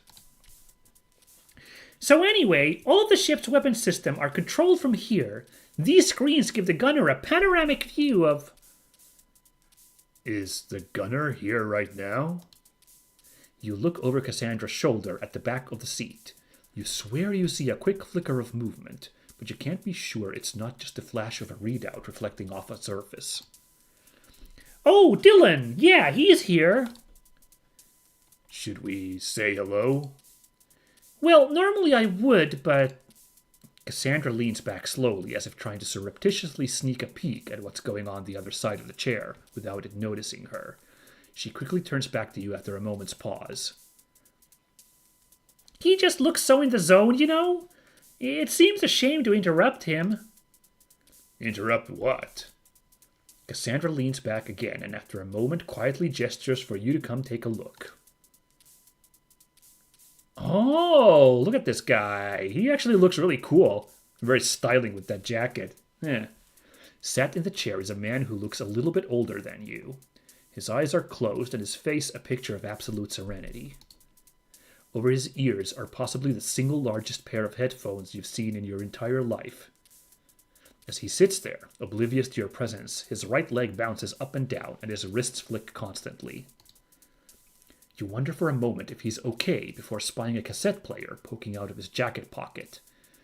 You realize that the hiss you hear is the slightest whisper of the music that he's listening to, escaping from those substantial headphones. Is this okay? Shouldn't he be a bit more attentive?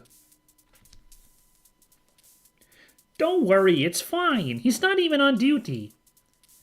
Yeah, but what if there's an alert? Let's find out! Cassandra moves over to a panel just before the monitor laid in an alcove, takes a receiver off the wall, and enters a few numbers into the keypad. Hi, Vanessa. Yeah, it's Cassie. Can we test the alert system in Fire Control? No, I know it's not scheduled. It's a spot check, yeah. Random testing, you know. Chief's orders. Of course she asked. Why would I be asking for a spot test of the alert in Fire Control if Chief didn't ask? Oh, there should be like a... You know, is the sound of someone else on the phone. You're a darling. Thanks. Okay, 3, 2, 1... Loud! In an instant, you see the figure in the chair bolt upright, yank his headphones off, and lay his hands on the fire control systems, his head snapping back and forth as he rapidly surveys the wall of monitors. Ooh, okay, well, the guy's good, at least. Huh, false alarm? Hey, Dylan, don't mind us. Just had to do a spot check on the alarm system. Chief's orders! Oh, hey, Quinn. No problem. Who's this? Lieutenant Saul Schutzhund, ship security. Oh, hey. Warrant Officer Dylan Deeds, gunner. Welcome aboard. thanks. Well, let me know if you guys need anything. That alert totally got in the way of an awesome solo, so I'm gonna rewind and pick up where I left off. Good to meet you. Hey, meet Dylan, another achievement. Oh, meeting characters, giving achievements, that's fun. Every single one of these screens is linked to a camera on the ship's hull. Although it doesn't look like it, this actually represents a 360-degree view of around the Gundog. Same dialogue, got it. I've never been on a ship as small as the Gundog, but the controls for the ship's weaponry don't look anything like they do on a bigger ship. They look more like they belong in an office or something. Same dialogue, yeah, it's all mirrored. Yeah, okay. These screens only come with one channel, and it doesn't look like there's anything interesting going right now. I think I'll leave that up to the professional. Alright, well, let's see if we can talk to Dylan before he gets that tape rewound. Just once I was hoping he wouldn't be here. Oh? Yeah, this place would be such a good room to relax in and take in the view of the stars. But day or night, he's always in here either spacing out himself or drumming away. I'm so jealous. Most heads of operations would kill for a crew member who was at their station day or night, you know. But this is weird. The only time I've seen him leave is when the ship's docked. I've come by at all sorts of random times and he's always here. I don't like it. How much of that is jealousy? Alright, well, Dylan, my man. Dylan! Warrant Officer Dees. Oh, hey, we got somebody in the chat. Someone, Dara, going, lol, I love how you're voice acting. Oh, thank you. I'm glad you enjoy it. I'm doing my best. I'm not sure about the main character voice I came up for, but, you know, it's okay. It can't go anything like too splashy for the main character voice, so we're, you know, going with that, you know. That's my best choice for now. Anyway, yeah, where were we? Right, yeah, sorry. Warrant Officer Dees. Warrant Officer Dees. Dylan! Oh, hey, Lieutenant. How's it going? Not bad, thanks. I was wondering if you could explain the control system here to me. It doesn't look like anything what I've seen before. Huh? Oh, yeah. If you've not been on a small ship like the Gundog, it probably does look weird. Bigger ships have more crew spares, so they can have an old-fashioned turret operators. On a ship like this, where there's only one dude flying solo, the whole system's optimized to let them run the entire weapons system alone. Each of these trackballs links up with a different weapon system, which is represented by a reticle shown on the screen. Ooh, that reminds me of Macross. If anyone remembers the pinpoint barrier, that worked with a trackball, right? In the original Macross, I think? Was it a different series? I remember some where, like, the defense of the ship, the operators ran like a big trackball. But this is weapons then, so that's the opposite, I guess. Same way that this is opposite, that this is a tiny escort ship, while the Macross is an entire colony ship. So, yeah, real contrasts there. Anyway. By rolling the balls, I can move the targeting reticle from screen to screen, and to fire all I need to do is to point and click. That's pretty clever. It only works so well because we've got the computer doing most of the heavy lifting. On bigger ships, the gunners have a lot more physical control. On a ship like this, it's more like playing a really intense video game. Is that why they got such a Poindexter to run them? Nah, it's all good. He's he's fine. He looks cool. He's got a cool design. Oh man, I've done it for every other character. Should I really quickly check what he looks like in Dojin mode? Yeah, okay, fine. You got me. Let's really quickly take a look. Okay, now he looks a bit like a Poindexter. I would not have been as impressed if I was playing Dojin mode and this came up. Okay. Kind of looks like an Omori character, actually, with this. Needs just those, like, really, like, kind of dot, not dot, the eyes that characters in Omori have. Anyway, let's go back to that, yeah. I never really liked those spaceship video games. I'd rather play a racing game or something instead. It's not too bad. Now the war's over, we're not shooting anyone anytime soon. So I get to spend all my time here listening to music and staring out into space. Pretty much perfect. Listening to anything good? Yeah, a real classic album right now. Ever hear of Trish and the Replicants? Ooh, sick! Got a little, Blade Runner. Blanked out for a second. A Blade Runner reference in there real quickly, which, you know, also might sort of kind of be a Snatcher reference, because Snatcher is just sort of kind of Hideo Kojima, you know, in love with Blade Runner. But anyway, yeah, that's fun. No, sorry. Come by later and I'll lend you a cassette. It's pretty good for such an old band. Thanks for the offer. All right.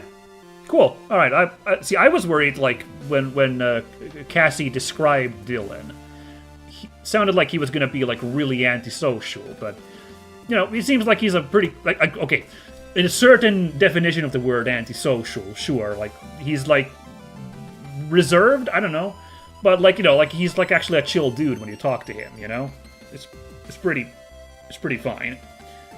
Right. How much more do we still gotta buy? Okay. Wow, I wasn't ready that this giant tour would be here, but let's see. So we hit more, and how much more is there? Only 2 others. Okay, well, and then whatever was still at the central hub. There was one more thing there, I think, so... Alright, well, we'll see. As the 2 of you head down the 4-side thoroughfare and away from the crew quarters, Cassie stops by a double-sized doorway and runs her keycard through the reader next to it. Watch your step! She instructs, tapping her knuckles on a large warning sign next to the door that reads Low Gravity Zone. Oh yeah, I see that. With a little, stick figure there. Very, Newgroundsy. Xiao Xiao was that, stick figure Kung Fu series, if anyone remembers that one. Once the door opens, she heads through, and you follow her into a wide stairwell. It only takes 2 sets of steps before you can feel yourself grow lighter. By the time you reach the doorway at the bottom, you're almost floating. Aw, sick! Finally, the giant robots! Ah, so that's what they look like from the front. Neat! Stepping into the hangar and onto the catwalk, the first thing that strikes you are the profiles of the 2 armored frames stood as if on guard, facing into the main area of the hangar.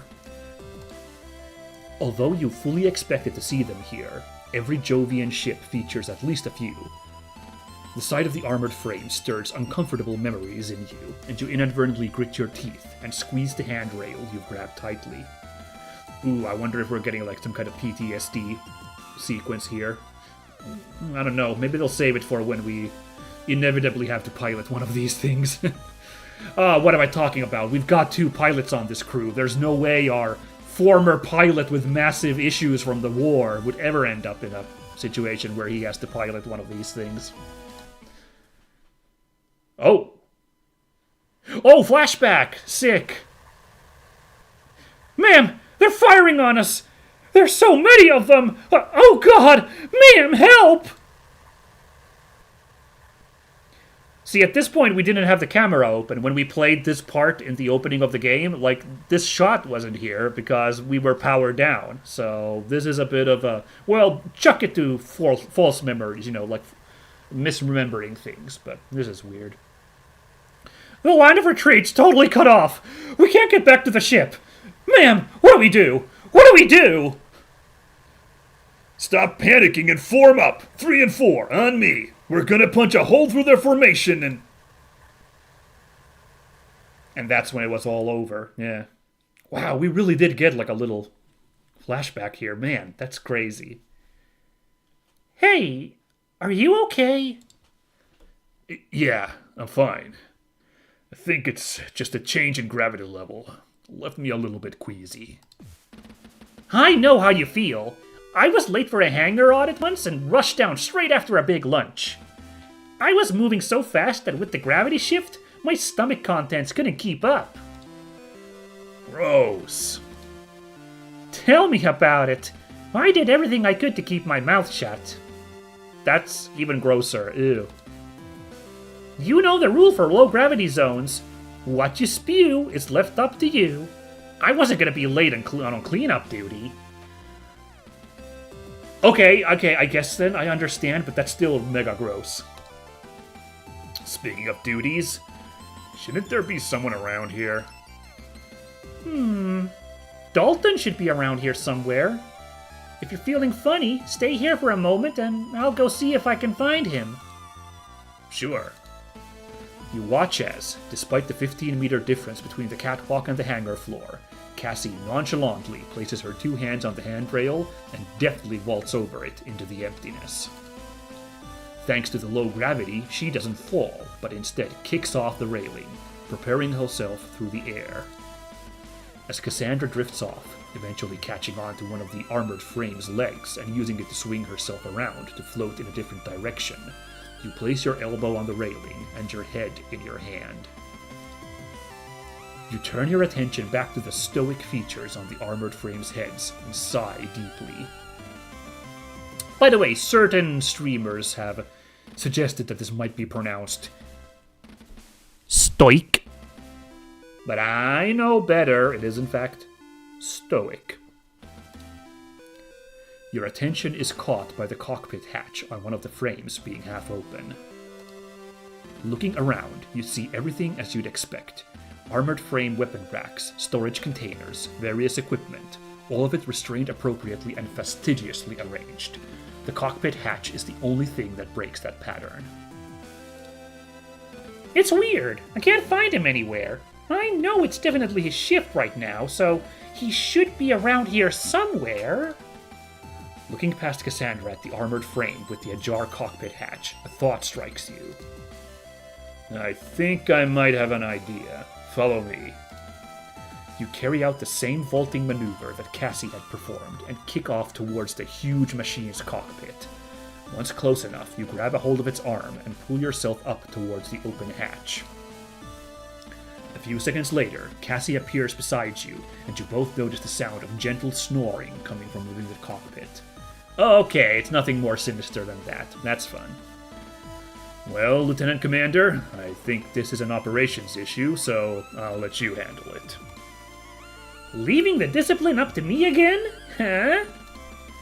Cassandra nimbly clambers up the armored frame, positioning herself right above the cockpit. Bracing herself on the machine's chest, she brings her heel down sharply and repeatedly on the armor. Cadet Grange, attention! You hear a muffled scream from within the cockpit, followed by a dull thud, a string of muttered cursing, and then finally, a figure emerges from the cockpit. Oh, cute! This is like some kind of rookie pilot dude, right? Oh, that's fun. Right, because the other pilot who... The guy with the Welsh name? Hansen, yeah. Like, he seemed to be like a veteran from the same fight that Saul was from, so of course he's not gonna be the, like, goofy rookie. Ah, this is fun. Oh, ma'am, I was just checking the calibrations. The calibrations on the AF. I got some feedback that... Oh, it's just you, Commander Quinn. Excuse me? Just? Is that how you address a superior officer, Cadet? Ma'am. No, ma'am. I was not expecting to see you in the hangar, ma'am. Okay, you can tone it down a bit, Dalton. Yes, ma'am? Good enough, I suppose. Anyway, Cadet, this is Lieutenant Schutzhund, ship security officer. Lieutenant! Cadet Dalton Grange, junior engineer. Good to meet you, Cadet. Looks like they've got you working hard. Looks like No, Lieutenant. Well, that is, yes, Lieutenant, but not so hard I'm falling asleep. No, Lieutenant, I was recalibrating the sensor array on the... Take it easy, cadet. We've all taken a nap in a cockpit in our lives. Well... Of course, we never took cockpit naps with the chief giving us our orders, so you probably need to get back on with whatever you were doing, huh? Duh! I totally forgot! Oh, she's gonna kill me! Good kid, right? I feel sorry for him already.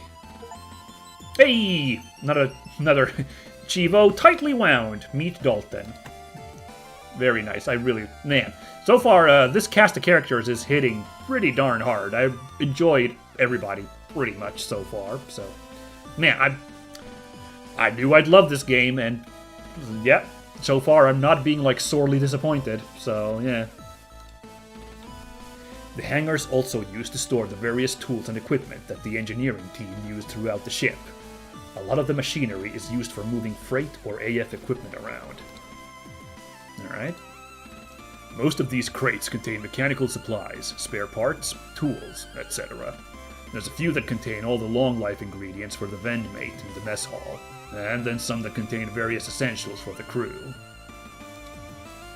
On a ship like this, it's operations duty to act like a quartermaster, but I've been on some ships where if you are friendly with the hangar crew, they can sneak you out the good stuff. Not that I condone that kind of behavior, obviously. The main hangar door is typically only used when the ship is docked to bring on board large containers or equipment. On a ship like this, the AFs launch from smaller hatches underneath them. Oh, sick! Yeah, I can see the little drop hatches there. Oh, that's neat. Yeah, I thought like this hoist here was just gonna chuck them out through there, but no, that makes more sense. Yeah. Very cool. Very Titanfall-y. There's also a maintenance airlock somewhere so that the whole hangar doesn't need to be depressurized if there's work to be done outside. Ah, yeah. That makes sense too. Those two armored frames are both Juno models, the workhorse of the Jovian colony fleet's military. They look like they're a newer type than the one I piloted on the Kalike. Almost piloted. I don't know. Yeah, I guess you'd have like mixed feelings about that thing, but yeah, you know, I think Saul should be happy about still being alive. You know, well, survivor's guilt. I get it. Yeah. All right. I think that's everything to look at. Yeah. All right. Hey, let's go on a joyride on one of the Junos. Ugh. Even thinking about it. Okay. Yeah. So. Well, guys, we're definitely not going to be piloting one of these because our character is just too damn sick. There's no way some kind of contrivance would force us to sub in for one of the two other pilots and have to take off. The hangar door opens directly into space. If I opened it now, I wouldn't live long enough to do anything else after. I don't know, you'd have a chance to, like, make futile swimming motions to try and stay inside the bay, I think. You could last for a little bit, and then it would get really bad. Surprisingly, the controls for this kind of stuff are way harder to work than those on an AF. I don't want to think about the kind of chaos I could cause by messing around with them. It'd probably take me days to find anything useful to me in amongst all of this. Anything that is here I could get much more easily from somewhere else on the ship. Fair. Alright. Interesting, why is Dalton here first on the list? Normally these are, you know, alphabetical order. It's how it's always been. I don't know why it's there first. Okay. An oversight, maybe? Hey, cadet. How's it go? Ah! Hey there, take it easy. It's just me. Oh, Lieutenant! Sorry, I thought you were someone else. What's this crew possibly doing that's got you so jumpy? Oh, it's not the crew, it's just the chief.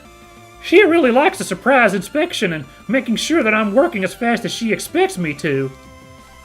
At least once a day, I'll think I'm alone somewhere, and then suddenly, Cadet Dalton, report! I don't know how she does it. I'll have an eye on the entrance the entire time, and she can still appear from nowhere. Ooh, she's probably crawling in the vents. Being an engineer, she knows the whole route. Probably, maybe, possibly. I think she uses the maintenance ducts. Hey, that's what I just said. Great minds think alike, Dalton. Okay, take it easy. I'm pretty sure it's just us in here. Okay, if you're sure. Anyway, how can I help, Lieutenant? I'm just getting to know the ship and its crew, finding out what they're all about. Oh, huh. Yeah, I guess that makes sense. So, what are you up to here, Cadet? Oh, I'm actually working on 2 projects at the moment as part of my engineering degree. The first is my own project, a high-density, rapid expansion emergency sealant for hull breaches. Ooh, yeah, the first episode of Mobile Suit Gundam, they have like it dispenses goop that looks like giant blobs of bubblegum that they use to fill up the gaps when they get breaches, so yeah, that makes sense. I've been working on a compound that's designed to be released in case of a breach and seal up cracks to prevent atmosphere loss. Sounds pretty impressive. How's that going? Not too well, Lieutenant. I intended it to be used within the ship as a safety measure for the crew. But the technical officer who oversees my progress back at the academy has instructed me to find a way to weaponize it. He thinks it'd be good for immobilizing enemy AFs. That still seems like it's being put to good use if it's cutting down on casualties, don't you think? I guess so. Oh, I wonder if Dalton's like a reluctant pacifist type. You know, like oh, I wish I didn't need to pilot a robot and kill people. Oh, ooh, interesting. What's the second? Oh, that's just something I'm working on for the Chief. It's a set of modifications for a Juno to increase its mobility in space. Oh shit, oh no! Oh god, wow, it really happened. Damn, that's scary. Cadet Dalton, report! Ma'am! Oh, Chief! Yes, Chief, currently in the process of... I think I'll just leave him to get on with it. Where did she come from, anyway? That's awesome. Okay. Oh, no, we gotta talk to Cassie still, because, yeah, I'm used to normally Cassie on the top, but, yeah. For some reason, the order was different this time. Oh, I wish I'd worn my uniform trousers today. What's up? I was thinking we could play low-gravity tag or something, but now that Dalton's back up and about, we can't. Oh, right, because low-gravity flying up and wearing a skirt. Yep, I see the problem. I don't think he's gonna snitch on you anytime soon. That's not what I mean! I don't follow. Ah, see, I worked this out immediately, but, you know, our hero Saul's a little bit slower on the uptake. Eh? Honestly, have you considered the issues of floating around in a skirt? Oh! Just count yourself lucky. I would have kicked your ass. Alright, very good. Okay. Next, the mess hall with the Vendmate machine. Very good.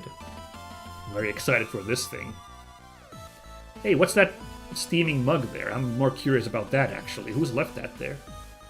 And here we have the highlight of this entire tour, the mess hall! Cassandra's face is radiating happiness as she gestures through the double doorway that you're stood by into the mess hall. Looking inside, you see a canteen like any other. Tables, chairs, vending machines. It's all here. This is the highlight? It looks like a pretty standard mess hall to me. You bet! Do you know why? Tell me. Because they've got both of the different kinds of vending machines. The red one that stocks the spicy potato chips, and the white one that has all the different chocolate bars. Wow. So that's all bases covered, huh? They've got all the fundamental food groups. I'm not sure. Once again, I don't know who character this is, so I don't know what voice to do, but someone is shouting, "Hey, Quinn," very loudly. A rough voice calls out from further in. Okay. You hadn't noticed them previously because of Cassandra's enthusiastic presentation of the vending machines, but someone sat in the far corner stands up, drops a half-smoked cigarette into a coffee cup, and strides over. Oh my god, this character looks so cool! Oh my god, wow! Hold on, I gotta check this. I'm doing this for everybody now, but... Dojin mode? Okay. Still pretty cool looking, but... Oh man, that's sick. Is this Hansen? Is this Hansen Chris? Is this our rival pilot character? Because they've got the, Top Gun energy. What's that Tom Cruise movie? Top Gun. So, oh, that's sick. What's going on, Quinn? Who's this? Oh no, it's Rumney. It's not Hansen. Okay. Lieutenant Rumney! Were you just smoking in the mess hall? Take it easy, Quinn. I was sat right by the extractor vent for the meal vendor. No harm, no foul. That's not the point. The extra strain on the air scrubbers from the cigarette... Yeah. So, anyway, who's this hottie?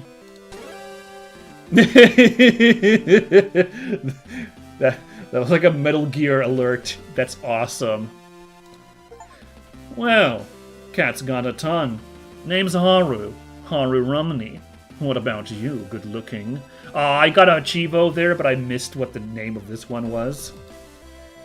Oh, Lieutenant Saul Schutzhund, ship security. Saul Schutzhund? No way! Really? Last time I checked. Well, alright. Good to know. That's all for me, Schutzhund. You know where my quarters are, right? Yeah, let's be flabbergasted. Yeah, I do. Nice. Catch you later. What was all that about? Cassie? You know where their room is, do you? I mean, I do. It's near my line. I didn't... That's not what... Their room is right by mine. So we can't talk to Haru then? No? Okay. So instead, let's have a look-see about here. Hey, we can look at this random cup of joe. Putting out your half-smoked cigarette and your half-drunk coffee? Pretty gross. I don't know why smoking on a ship hasn't been banned yet. Yeah, it's actually disgusting. Never mind, I'm very deflated. Standard food vendor unit installed in all JCF ships. It's half robotic chef, half vending machine. You select what you want and it prepares it for you. The ingredients are almost all long-life synthetic reproductions, but it's pretty convincing. When you're done, you can slot the plate back in for cleaning. You know, I've seen some vending machines. Okay, not in person. This one not actually in person in Japan, but I've seen some places in, I've seen videos of some vending machines in Japan in some like fancier spots like airports, where they actually are a little bit like this, like not synthetic food, obviously, that's a little much, but like what they do is like you can like actually cook a meal in the vending machine. I mean, it's a ready-to-eat meal, and it just basically just warms it up, but that's still way fancier than you know, what I'm used to. So like, it's kind of exciting. All right, now then, the vending machines. Like Cassie said, both kinds.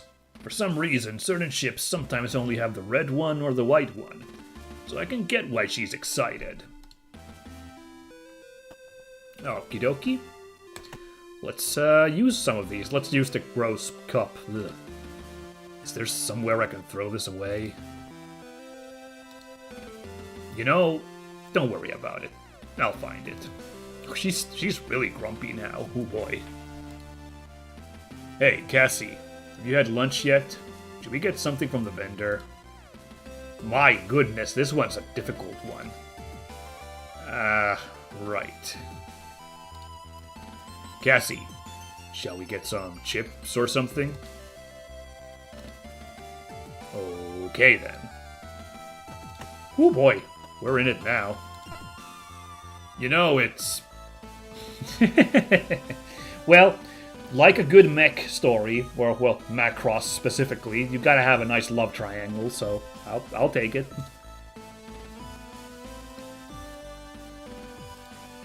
Actually, don't worry about it. Good talk. Oh, Cassie, before we go, do you want something from the vending machine? Still at this? Chocolate? Chips? Soda? Don't think I don't know what you're trying to do, Lieutenant. I promise I didn't get what Haru was saying about their room. Okay, but it's gonna be a chocolate bar. Okay, sure. Wait, 2 chocolate bars. Sure. Wait, 3! Well, we made it out alive from there, so that's good. Right. So that's everything here from this corridor, but we still got stuff to look at, you guys. How long have I been streaming? Oh my god, we're coming up to the 3rd hour. I really wanted to go up to the bridge and, like, get a feel for the main story, so, like... Ah, man, I gotta still do a little bit, you guys. Airlock Bridge, Forsyth Thoroughfare... Well, it's just a sick bay and then the bridge, so we're kind of okay. The elevator doors hiss open, and you both step out into a wide-open room. You're immediately struck by the glare of the high-powered lights that are set into the ceiling, and just as you regain your vision, the powerful aroma of clinical disinfectant burns at your nostrils. Looking around, you see the standard features of a sick bay, a set of beds that extrude from the wall on one side, and a large gallery window set into the wall on the other, indicating the presence of a surgery wing. The walls are lined with cupboards and cabinets containing medical supplies and various devices sit on countertops. In the middle of the room is a large desk set to face the entrance. On the side closest to you are 2 chairs, and on the other sits a figure that you almost mistake for a piece of medical equipment until they look up. What? I was gonna say, is it a robot? No, it's a cyborg. Oh my goodness. Miss Quinn. Excellent timing. I've just finished the analysis of your... Hey, Doc! Don't worry about that right now. I'm giving a tour to our new security officer. Very good, Miss Quinn. Hello, Lieutenant Schutzhund. I'm the ship's doctor, Cypher Rosarian. I've reviewed your file already, so please feel free to stop by with any complaints. But since you're new here, Miss Quinn, I'd really like to talk about your Honestly, Doctor, it's fine. We can talk about it. Intestinal... Doctor! Later! Distress. Okay, Doctor. A moment, please. Honey, if you could just give me a few minutes with the doctor? Yeah, no problem. Cassandra grabs the doctor by his sleeve and drags him over to the surgery wing, yanking him through behind her. Once the door closes, you can't hear them, but you can still see the 2 through the gallery window. You decide to turn your attention away and examine a nearby poster on space illnesses.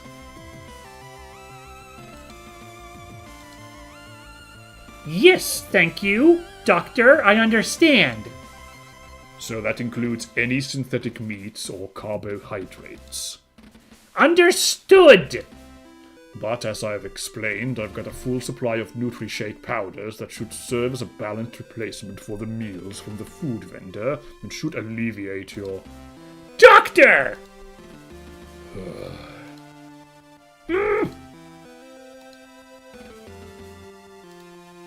Tummy troubles.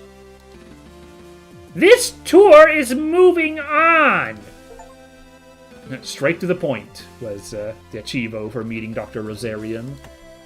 Cool. That portion of the sickbay is separated off for surgical procedures. It has its own separate environmental controls and is completely sealed from the rest of the ship when in use. It also contains robotic assistant units. It's state-of-the-art, but you'd still never want to end up in there. All those cupboards and cabinets are jam-packed with different medical supplies, tools, nutritional supplements, and so on. I guess it's good to have it all on hand. Those beds are for patients who need to stay in sickbay for whatever reason. All the monitors behind them are to display patients' vital statistics. It's rare you'll see one used. I think I'll leave that one up to the professional. Now's not the time for me to go through all the medical supplies. I can think of a few better places to go to relax than down here. Yeah, not a lot going on so far with these actions, but it's all good. So, I swear. Not one for patient-doctor confidentiality? That man is like a laser beam. He gets straight to whatever task is in front of him with no time for things like common courtesy, bedside manner, or privacy. Yeah, I got that impression. The worst part is that after all of that, he tells me I'm allergic to the synthetic elements they use at the mess hall's food vendor. Can you believe I'm on a Nutri-Shake diet between now and when we return to port? I thought those ingredients were supposed to be hypoallergenic, no animal product, suitable for everyone. I know, but the doctor's saying that it's a rare condition that means I react to one of the compounds they use in production. So, no more hamburgers for you. But there's one silver lining. What's that? The vending machines use real ingredients. Chocolate and chips are still on the menu. An important part of any balanced diet. You know what's crazy is they said that this game is like 5 hours long, but I haven't gotten into the plot even yet, and we've done 3 hours, so that was a very, that was an estimate for someone who just, blazes through this stuff, that 5 hours. I did read 5 to 10 somewhere, so guess which one my playthrough is going to be closer to. Ah, Lieutenant, are you feeling unwell? No, I'm feeling fine. Have you come to pick up any medication? No, I'm totally alright, thanks. Have you come in for a precautionary checkup? No, nothing like that. Then are you here to ask about my mechanical elements? What? No, of course not. Oh. Well, in that case, Lieutenant Schutzhund, I'm not sure I can help you today. Don't worry about it. Real people person. He's not a terrible person, but being so flat, I think he's the least fun character we've met. But, I don't think, someone had to be, the one that doesn't, jump out the most, and the guy with the least personality is gonna be it, so it's just how it goes. Alright, now I'm pretty sure we've gone everywhere, so let's hit up that bridge. You step from the elevator onto the bridge, and what seems to have been a pretty quiet atmosphere turns totally silent as the two women present, who had previously been observing a screen, turn to face you. Okay. You identify the captain almost immediately by her uniform, although you are given pause to wonder if you've misjudged, as she listlessly straightens up and heads over to you with an air of disinterest. I love the coat as a cape look. That's always a good vibe. Oh, wow! This is the other operations officer. Oh, she's a big nerd. I love it. The other woman shoots you a look, but remains seated at her station, quickly turning away when she realizes you've caught her looking your way. And she is, in fact, just as no-nonsense as I assumed her to be after Cassie's, glowing appraisal of her. You presume from her position on the bridge she must be a member of operations like Cassandra. This must be the Vanessa she mentioned. What's interesting is we have not met Hansen yet. Must be in his room or something, I guess. But, I thought he'd be up here talking to the captain, so we'd have to deal with him at this point, but maybe not. Lieutenant Saul Schutzhund, entering the bridge and reporting for formal assignment. You declare, throwing a sharp salute with Cassandra quickly following suit. Lieutenant Commander Cassandra Quinn, entering the bridge in accompaniment of Lieutenant Schutzhund. You're taken aback slightly as you realize that you've hardly ever seen Cassie be serious about anything, even her position. Whenever she's had to talk about her assignments, it's always been dismissive or in a joking way. You're caught so off guard that you almost miss the captain addressing you. At ease, Lieutenant Commander. You and Cassie both lower your salutes and loosen your posture slightly. There's a slight pause, which you can tell is the captain sizing you up.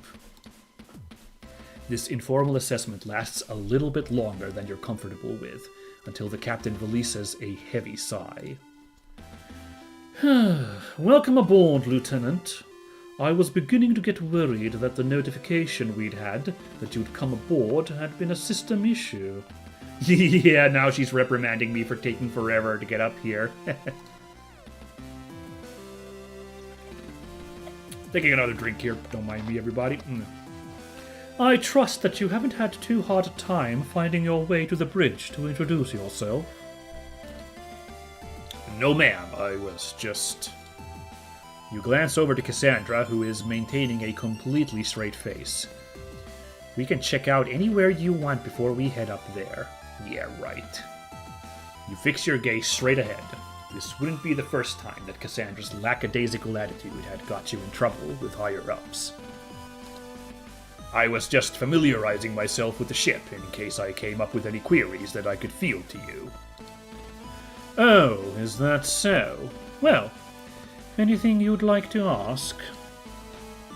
No, ma'am. Very good. Well, I'm glad you could make it. Eventually. Now, I'm gonna boot up the second playthrough to check the, different,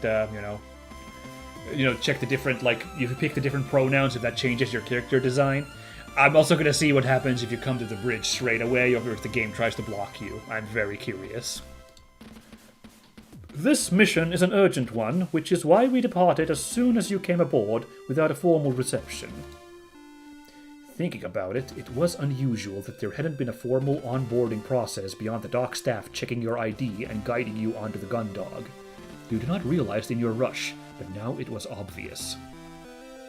But it did make sense that if this was an urgent dispatch, the ship would launch as soon as all of its crew were on board. My apologies, ma'am. My transport was... running late. Yes, we'd been sent the word. That wouldn't have anything to do with you, would it? No, ma'am. There was a breakdown on the... Anyway, Lieutenant, I'd like to take the opportunity to formally welcome you to the JFS Gundog. My name is Captain Maris Bottomuse. I run as tight a ship as you'd expect, and I anticipate that you'll carry out your duties to the same standard. Yes, ma'am. From experience, most onboarding procedures have involved greetings and speeches from the captain that have ranged from serious to almost ceremonial. In comparison, Captain Bartermew's introduction is almost lethargic. Your card, Lieutenant. Yes, ma'am. The item button will activate when you are able to use items that are in your inventory. Cool! In some cases, you will need to use an item to proceed, but in others, whether you use an item or not is up to you. When possible, select the item button to open the inventory, then select the item to use it. To dismiss the inventory, select the item button again. Wow! This is exciting. Your card, Lieutenant. I'm hyping up a little too much, but I didn't think there'd be a little menu like this, so that's nice. My security key card. As security officer, it allows me access to almost anywhere or anything on the ship. She inspects it for a moment before taking it to a control panel near the captain's chair. You remain in position, not quite at ease, but not quite at attention. You watch as she enters some commands into the console and inserts your card into a slot. There's a whirring sound, followed by a series of beeps, before your card is ejected and the captain takes it back. By selecting the function button, you can now access a map of the ship, allowing you to move from one location to another without visiting areas in between. Hey! This is what I said earlier, like an hour ago. Like, you know, they might put a fast travel in this game. And they did. Well, it's a modern convenience. A part of me thinks it would have been, like, period appropriate for a 90s throwback thing to, like, really have to move through all the spots, you know, in order. But, okay. I'll take this modern convenience, thank you. If an event happens somewhere on the way, you will move to that location instead. Very cool, we can't sequence break. I like that. You can also view your current objectives and other important information. To return, select the function button again. Alright. Jovian Colony Fleet Datapad. Map.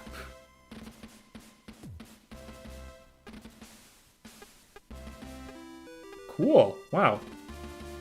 Very, very handy. You can actually get a little bit of a shape of the ship here too. Looking at this, I guess. Not really. I don't think the ship's shaped like this exactly, but very cool. Oh, I was gonna still look at it. Dang it! I was gonna go back to the other options. Oh well. With this, Lieutenant Schutzhund, you now have access to all areas and authorities befitting the ship's security detail. Your responsibilities begin with immediate effect.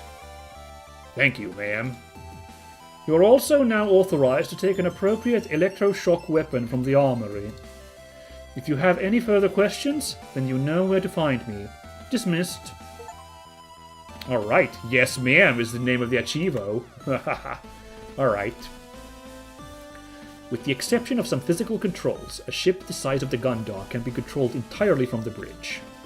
Navigation, automated combat systems, security measures, you name it. It can all be done by a few crew members in this room. The bridge is one of the few places on any ship where you can actually see out into space. During combat, these windows are covered by blast shutters, and the bridge crew rely on sensors and small cameras mounted on the ship's exterior. That makes sense. Same dialogue, yeah, I figured, yeah. That's the captain's chair. Although the majority of the ship can be controlled by the operations staff, there's a few select systems that only the captain can authorize, and they're all done from that chair. You need a captain's clearance level to access them, though, so it's not like you can just sit down and activate them. Can I, though? I'm pretty sure that's a court-martial just for thinking about sitting in it. Yeah, okay, got an achievement, court-martial, try to sit in the captain's chair. Okay. I wouldn't know where to begin, even if I was allowed. Yep. It's nice to look out into space sometimes, but it's hard to relax with the bridge crew around, and just staring off into space doesn't give a good impression. Very good. Can't use this for anything right now. Oh well. Let's talk to the folks here, and then we're done for the day, everybody. But let's see. Yes, Lieutenant. How can I be of assistance? Oh, that's hilarious. Freaking work mode, Cassandra. Cassie, you're being... Respectfully, Lieutenant Schutzhund, I would appreciate it if you'd address me as Lieutenant Commander Quinn. Ah, I see. That's very funny. Okay, here we go. Excuse me, Lieutenant. I'm currently on duty, so I would appreciate it if you did not disturb me. Lieutenant Lord, Lieutenant Schutzhund is the ship's head of security. Since I'm here, you can take the time to introduce yourself formally. Great! I've got this. See you in 5. So, you're the security officer that Cassandra's been going on about? That's right, Lieutenant Saul Schutzhund. Pleased to meet you. I really love her. She's such a good contrast to Cassie. Well, I'm Vanessa Lord. I serve on the bridge as part of operations. Cassandra's told me a lot about you. Is that right? What kind of... I'm disappointed that you're nowhere near as attractive as she made you out to be. Oh, is that, right? I thought it was too good to be true that some dashing officer would be transferred here at the last moment. Instead, we've just got another lunk. Well, How was it you even got transferred here on such short notice? I was looking over your records earlier, and you were mid-assignment on the Duke. Why would they transfer you instead of... Whoa, hey, look at the time. I think your break's over. Lieutenant Commander Quinn, I think Vanessa needs to get back to her station. Of course. I hope this is the start of a productive working relationship between the two of you. Vanessa, I'll catch up with you later, okay?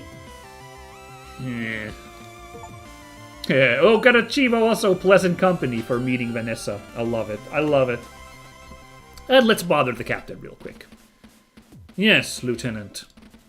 Captain, when I received my posting to the Gundog, I was informed of my role, but I didn't receive the ship's briefing documents. If I may, what's the Gundog's objective?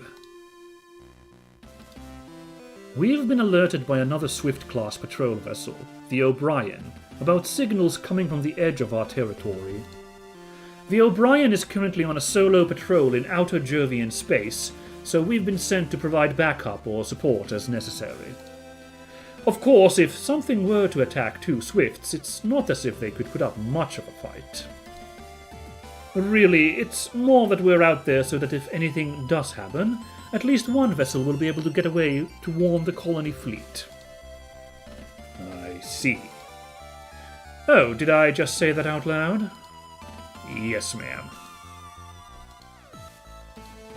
Forget what I just said. That's an order. Yes, ma'am. Ooh, spooky. Okay. Task. Visit the armory, collect your duty sidearm. Info. Armored. Oh, hey. Oh my god, this is a huge old glossary of words. Alright then, if you really want to. I'm not reading this right now. We've been doing this for over 3 hours, so I'm good. Oh, I will read this though, because I love me some robots. Juno, the main model of armored frame produced by the JCF, named after the Roman goddess Juno, wife of Jove. Oh, Jovian, yeah. The workhorse of the JCF, Junos are favored for their utility, hardiness, and ease of use and manufacture. The Gundog carries 2 Juno 3s, the latest version. Cool. This is crazy, there's a amount of stuff here. Very good. Anyway, I'm gonna call it here for today. There's one character we didn't meet, and I strongly suspect, knowing the kind of narrative beats, that we're gonna bump into our former pilot buddy, I don't know what the relationship is now, Hansen Kreese. On the way to get that shotgun from the armory. So, yeah. But I'm still going to call it for today because we've gotten our orientation done and we got to talk to everybody and it was very cute. I enjoyed it quite a bit. Yeah, this game looks awesome. I'm really enjoying this. So I am really impressed by what's been done with this game. And I'm really excited to see. The shortness of it is the only thing that I'm a little iffy about. Although, you know, if it's a tight story, maybe the shortness will be to its benefit. I don't know. But yeah, I'm calling it for today. This has been great. Like I said, should I stream more of this?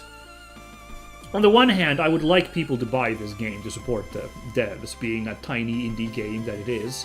But on the other hand, I really would love to keep doing this for you guys and just showing this off. So I imagine I could do a couple more hours and not beat the game, you know? Mayhaps, I don't know. So you know, I don't know. Leave me a comment. I might, if I find a email for the developers, I will shoot a mail to check if they are fine with me playing the entirety. I don't know. I'll figure it out. But anyway, it was great. I will try to stream again sometime in the near future. And I hope to see you folks then. We got somebody today. I saw somebody in the comments, so thanks for that. Whether you popped in to watch this live or you are watching the VOD, I really appreciate it. I hope this was enjoyable, and I hope you were also impressed by this game, because I love it. Yeah. But that is going to be it from me for today. So I've been Minsk, and this has been Stories from Soul, the Gun Dog. See you later, everybody.